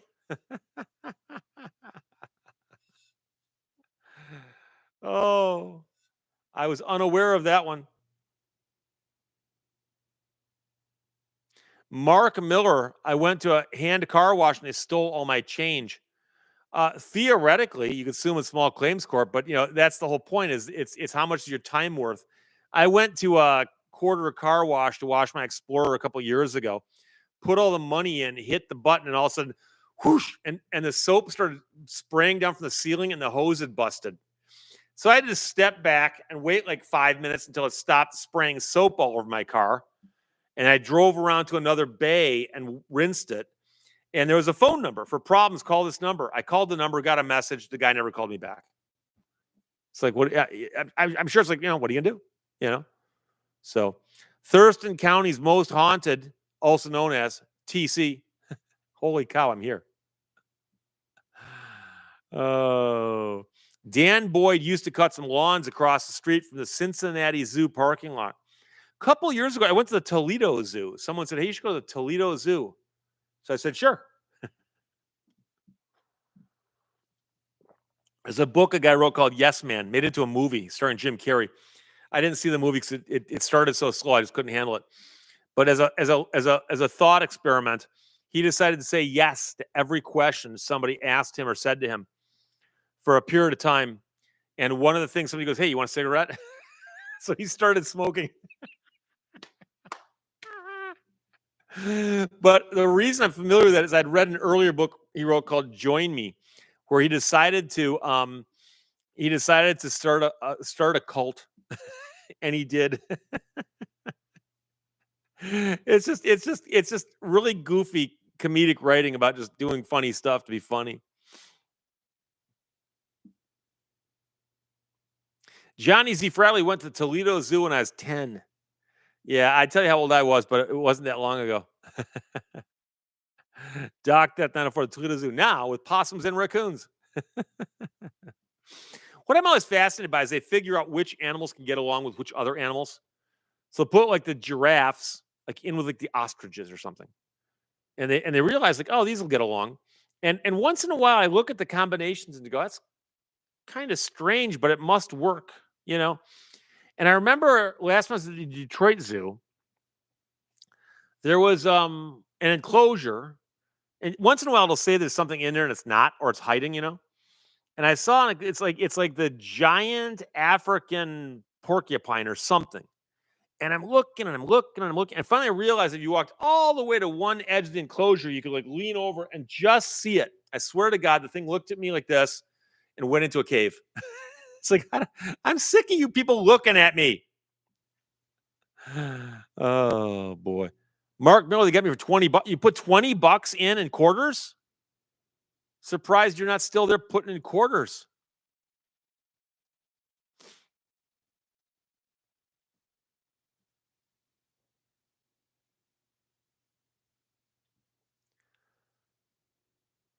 Alexander Ganaka, wait till the Toledo Zoo has 7 pandas.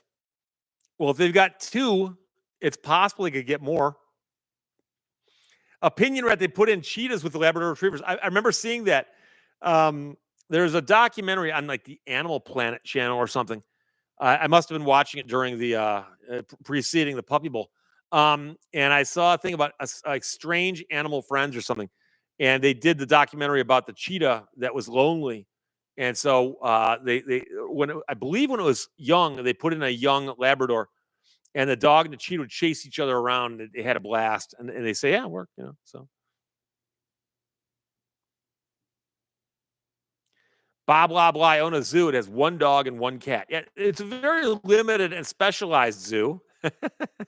And let me guess, you keep them all in the same enclosure.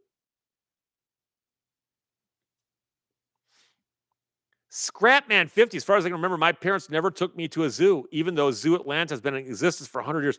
I only remember going to the zoo once with my parents and going several times with classes. There'd be a thing like where like every single year the 6th grade class goes to the zoo or something. But I remember as a child going 3 or 4 times. Only once though, I think, with my parents. Shaban says, I think zoos are fun for kids and all, but I don't know. It's not natural and healthy for them. Well, here's the thing. There are some animals without zoos that would not exist anymore. Uh, that's true. That's true. But on the other hand, when I see an elephant in a small enclosure, I'm like, I feel bad. I do feel bad for that. So to me, it's a toss up. So I think as long as they're ethically treating the animals and so on. I've got a friend who's a veterinarian, and he's an anesthesiologist, and he occasionally does work for zoos. And I've talked to him about things that happen at zoos, and especially when it comes to surgery and so on, which he knows all about. And he's like, hey, there are really really good zoos, and unfortunately some really bad zoos. So that's what you do. Dan Boyd says, my mom grew up a few blocks from the Pittsburgh Zoo and could hear the lions roaring at night. I thought the lions sleep tonight.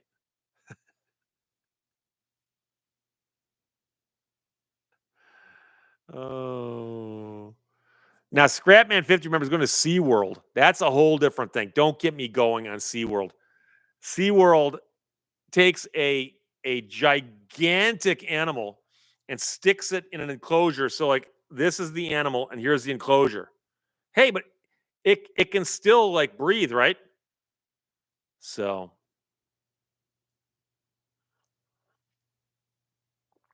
Daniel Kessler says a zebra in a zoo at least can take a nap. Blah blah blah points out in the jungle, the mighty jungle, the lion sleeps tonight.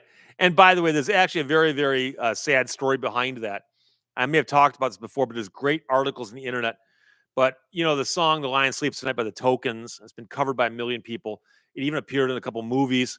Was stolen from a songwriter in Africa whose family did not know that it had been stolen.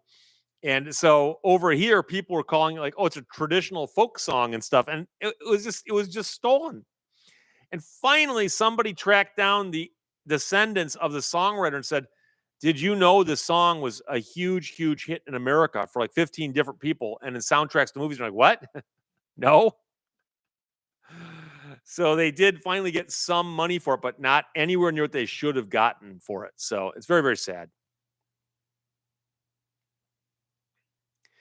Dan Boyd says a lame cover from 1980. Johnny Bradley says Robert John redid the song.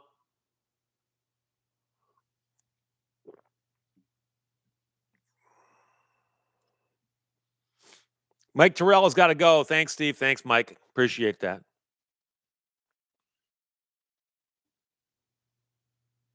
Power up, Mike. Bungle in the jungle.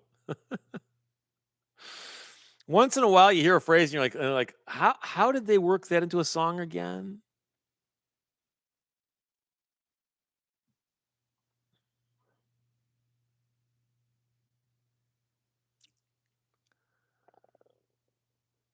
Mark Miller says just another musician getting hosed. Nothing new to see here. The weird part, Mark, and I'm being serious here, is that if you look the story up, you're going to discover that a bunch of people claimed they'd written the song when asked. It seems to me you would know if you wrote it. Mrs. Teresa, 1999. Have a great weekend, everyone. See you later in the next video, Steve. I appreciate that. Thank you. Always good to hear from you, my friend. Maker Mike used to live near a petting zoo with a peacocks. Oh my God, they sound like a woman yelling for help. Peacocks make some wild noises, and I'm trying to remember which zoo it was. I think it was Potter Park in Lansing that I went to that had peacocks just running loose.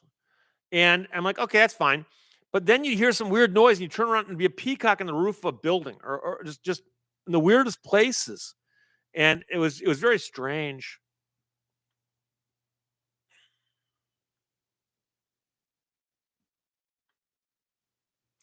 Alexander Ganakis says not all music is universal. There's country. I'm curious to know if country's ever gotten any footholds in other countries. Because every now and then you hear some weird thing, and of course, like, David Hasselhoff, right, in Germany. And I've always wondered if there's not like some little enclave, where they're like, oh, yes, we love that American country music, Opinionated no one. My neighbor has peacocks. They are loud. Oh, God. I know people who've had roosters and chickens and all kinds of wild stuff living nearby, and they're like, in the movies, and they wake up at the crack of dawn, it's funny. In real life, it's not. Dan Boyd, Jim Reeves was and is still popular in Norway. That's like being big in Japan. N1ROL Anonymous. Line dancing was huge in the UK 20 years ago. Was it like a fad? Kind of like disco?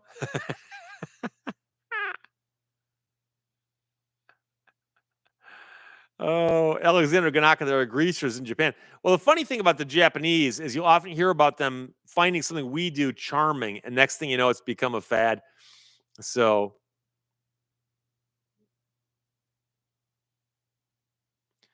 Isaac Bob Yorks is a bit of interest in country in Sweden, but often it has its own Swedish twist. And you'll often hear other groups and music from other countries, and it'll be interesting to see what it is. Don't forget about the Leningrad Cowboys, a Finnish band of all things. But yeah, but they're not country, but still. Opinionated no one says, well, in all fairness, we do have goats. Believe in Yourself Big in Japan's a song by Alphaville. Of course it is. I've got the album. And Forever Young's on that CD. I saw a really, really cool documentary about Alphaville. This basically two guys. And they recorded their songs. And one of them just said, let's go get a record deal. And he went to Berlin. And he's going around Berlin looking for record companies. And somebody goes, there's no record companies in Berlin. Apparently, all the record companies in Germany, I think they're in Hamburg, but there's someplace else, maybe Munich, I forgot where, but they weren't in Berlin. So he goes wherever the record companies are and starts knocking on doors. And he got 2 recording contract offers on that trip. Just walking to the demo going, hi, or probably speaking German. Hi, I'm from whatever town they're from, and I have a band called Alphaville, and we've got these songs. We'll sign you to a contract. And so, anyways, they wound up being relatively large in Germany, and they had good success elsewhere. And I remember hearing them on KROQ Los Angeles. So gotta love that. Charles Severs says Slim Whitman was big in England. Cool, cool.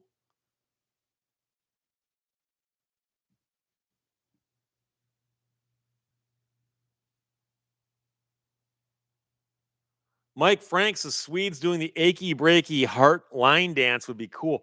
I'm not familiar with what that is. All I know is whenever I see achy breaky, I always think of achy breaky pelvis, which my Simpson fans friends will understand as one of the diseases that Homer could have gotten to get himself the ability to work at home, and instead he decided to go with morbid obesity.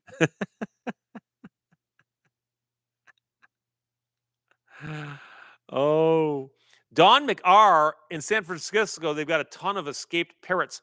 I can also tell you in Los Angeles, in the suburbs, there were what were they called? Thick-billed parrots, I think. But there were parrots that were green and they had red in the back of their heads, and there were flocks of them. And I remember them landing nearby, and you'd think there's a pack of dogs. And I remember looking them up, and they go, "Oh, this is a apparently a type of parrot that's native to Mexico." And a bunch of them somehow they think I don't know, a storm or something. They wound up in California, up in Los Angeles, and they just stayed there. And I remember like, the weirdest thing ever.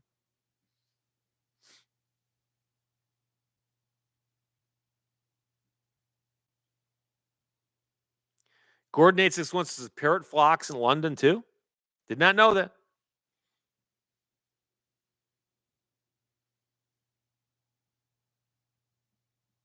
Bob Loblaw says Providence, Rhode Island has green parrots that build nests on top of every telephone pole. I was unaware of that. Mark Catalano is checking in with a nod to the algorithm. Doc Death is checking out because he's getting sleepy. This doesn't keep you awake.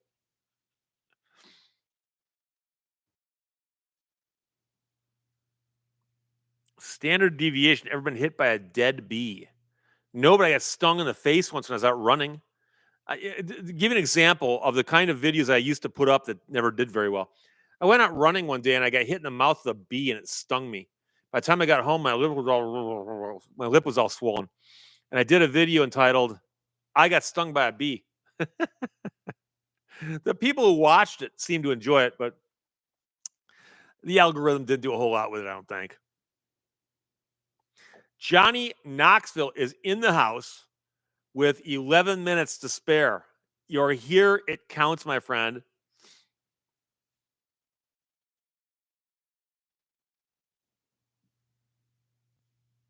Sam Azam says LA's got a huge flocks of green parrots. We had a coral tree in front of our house. They love to eat. If they saw you, they take off explosively. But I'm wondering if those are the parrots I'm thinking of. That could be. That could be. So I remember looking them up, but this was 1990 when I was out there. So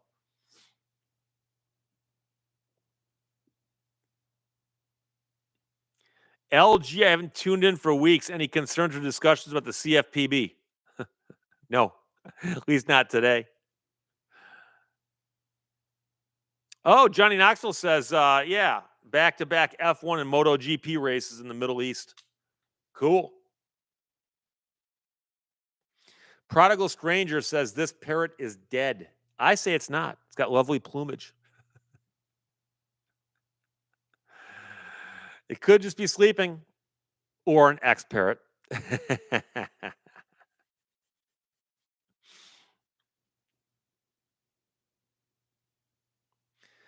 Power Up Mike says there needs to be a YouTube do not repeat setting. Like your channels, but I can do without repeats. Well, doesn't it show you if you've watched a video by showing the line underneath it? Because, I mean, I know there's a couple channels out there I've binge watched where I've seen everything they've done recently. But I still glance and I see the red line. I'm like, oh, I've already seen that one. So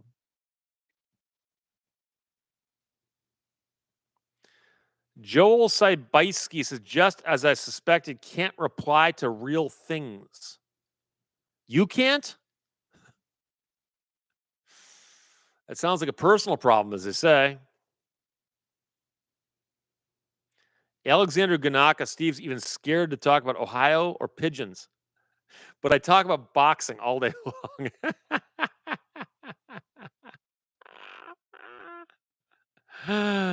Oh boy.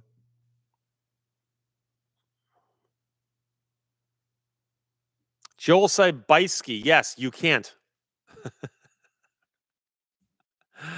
I have no idea.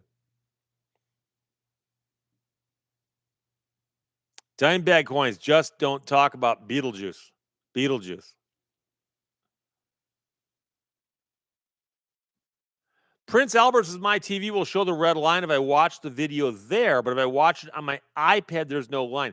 Oh, that could be a problem. Although I'm trying to remember, because I occasionally do watch videos on my phone, but 99% of the videos I watch on this desktop right here.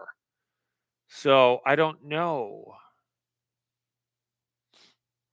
Alexander Gunaka, have you ever seen a baby pigeon or a pigeon nest? Yes, I have. Yes, I have. Joel Sibisky, look to my previous response. Yes, you can't. I mean, I can go in circles here, and yes, you can't, and look at my previous thing. Oh, you did ask a question that was an incomplete sentence. Is throwing a person in jail in a foreign country because of their view? Period. Is it what? Is it legal? Is it right? Is it moral? Is it is it something that happened? Is it a hypothetical? I mean, no offense. I read the question, but it was an incomplete sentence, and I want to sit here and bog up the talk by going, "What are we getting at here?" So Daniel Kester watches YouTube on his Roku. On his Roku. Diana, the red line only appears if you save your history. If you clear the history, there's no red line. Well, in that case, why? Why don't clear it? If you know you want the red lines, don't clear your history. But I'm curious to know if it does it otherwise. Now, Joel Sibisky has made the statement, Sibisky, it happened. Okay. Johnny Knoxville, I still have my Motorola Razor. That phone was badass. Dude, I still like the Motorola flip phones. Those things were cool. Those things were cool. Second cool was the BlackBerry with the actual keys. I loved that phone. But of course, you sacrificed the screen by having real keys. Freaking awesome says, have a freaking awesome day. Your Nito, keep the uploads coming. I appreciate that, my friend. Thank you. Lion Zookeeper says the red lines will show up on all of his devices that he's logged into. Blah, blah, blah. I like the flip phone because it fit in my pocket. Every phone I've had a holster for that I can clip to my belt. And I know people who go, oh, you pull that out like you're a six shooter. I saw some comedian making jokes about that. When I'm biking, when I'm running, when I'm working outside, or in some place and I don't want my phone to fall out. And I know people stick their phone in their back pocket. With a touch screen, don't you butt dial people all the time? Like, I mean, my holster covers the face of the phone, so that doesn't happen. And so, in all the time I've owned phones, and I'm talking about going back a couple of years, I've never broken the screen on a phone. And someone will show me their phone; it's got all kinds of cracks in it. Like, what happens? I sat on it. Oh, okay, okay. Mustang MGO5 says his junk box or box of junk contains every device since his bag phone in 97. We talked about bag phones last week, back when, they had the technology, but they hadn't quite gotten it down to a size that made sense yet. Oh, boy. Daniel Kester, his Cobra is red. Whose?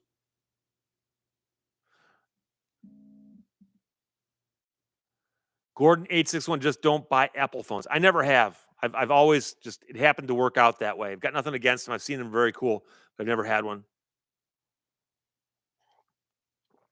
Johnny Knoxville, I have almost all my cell phones. I don't have my old flip phone. I don't know what happened to it. I've got my old BlackBerry. In fact, I fired it up the other day. It actually powered up.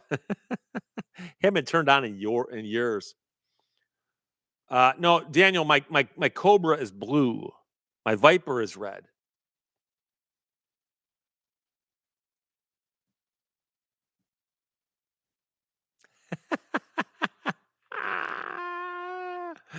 Alexander Ganaka, wallets in the front pocket means you're not a man and have soft hands. In my entire life, my wallet's been in my back left pocket. My entire, like literally going back to junior high. I forgot when I started carrying a wallet. But my wallet's right here. If my wallet's not there, it actually freaks me out. I've gotten so used to it. I'm like George Costanza, I probably have a bad back. Sitting on a gigantic wallet this thick. Dime bag coins. What are your wallets in your fanny bag or fanny pack, as some people call them? Yeah, fanny packs were like stylish for about 3 years. They're actually kind of handy, and believe it or not, I've actually got a camera bag that works like a fanny pack. You can carry it like a backpack, but you can actually put it around your waist. And you might go, "Why would you do that?" And I've been many places where I like was going to mountain bike someplace, and I wanted to bring my camera with me. I'd rather wear it that way. There's no other real way to carry a camera on a mountain bike where it's safe. And a few other times where I was like boating, for instance, or sometimes I didn't want to drop the camera, and you could swing it around the front, open the bag up this way, and work on the camera, change lenses, and so on. But I would never wear that like just strutting around public and carrying my camera in my fanny pack. Johnny Knoxville says a black cobra is better than a blue cobra. The point, my friend, is the color of the cobra is irrelevant. It would be like a Zen cone. The cobra has no color. Oh boy.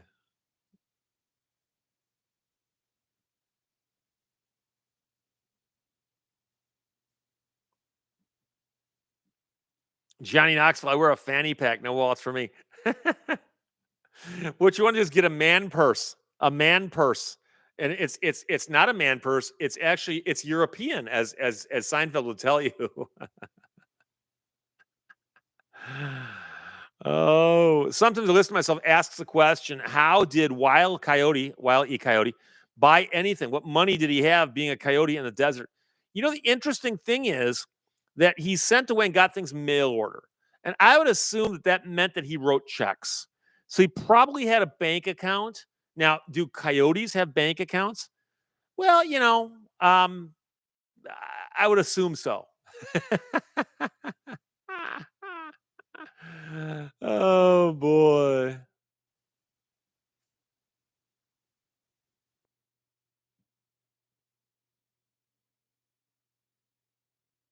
Zafar Syed says watching from the beginning at 2.5 speed, so putting it out now says I don't know when the live stream is going to end. Scotty still doesn't know. Although I think Scotty found out. Johnny Knoxville says, remember guys in the 80s with fanny packs, cigarettes, lighter, and money. And quite often you'd get the fanny pack by turning in things that you got from buying cigarettes or whatever. It's like it's a Winston fanny pack, Oh, opinionated one. No one. It's a satchel. It's a satchel.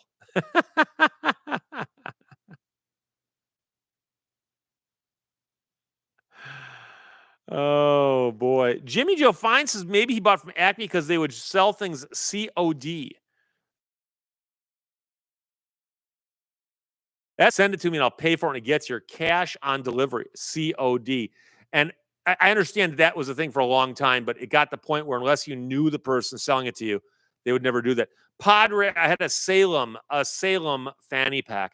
And by the way, my screen just glitched on me, so I wouldn't be surprised if a bunch of people would say, "Hey, Steve, your screen's messing up on you." And I'm sure it is. So we are at the 3 o'clock mark, according to the big clock on the wall. And yes, the big clock is still on the wall. So I'm going to wrap it up now. I've been here for 2 hours, 4 minutes, and 27 seconds. I will talk to you guys again next Sunday, probably, I'm sure, and always during the week, as I always do. And for all those of you who just found me out, there is, in fact, a second channel, Steve Lehto's second channel. Like I said, don't post her as often, but it's completely different than the main channel. In fact, I purposely wear shirts like this instead of the logo shirts just to make sure that people realize that. So I'll talk to you later. Bye bye.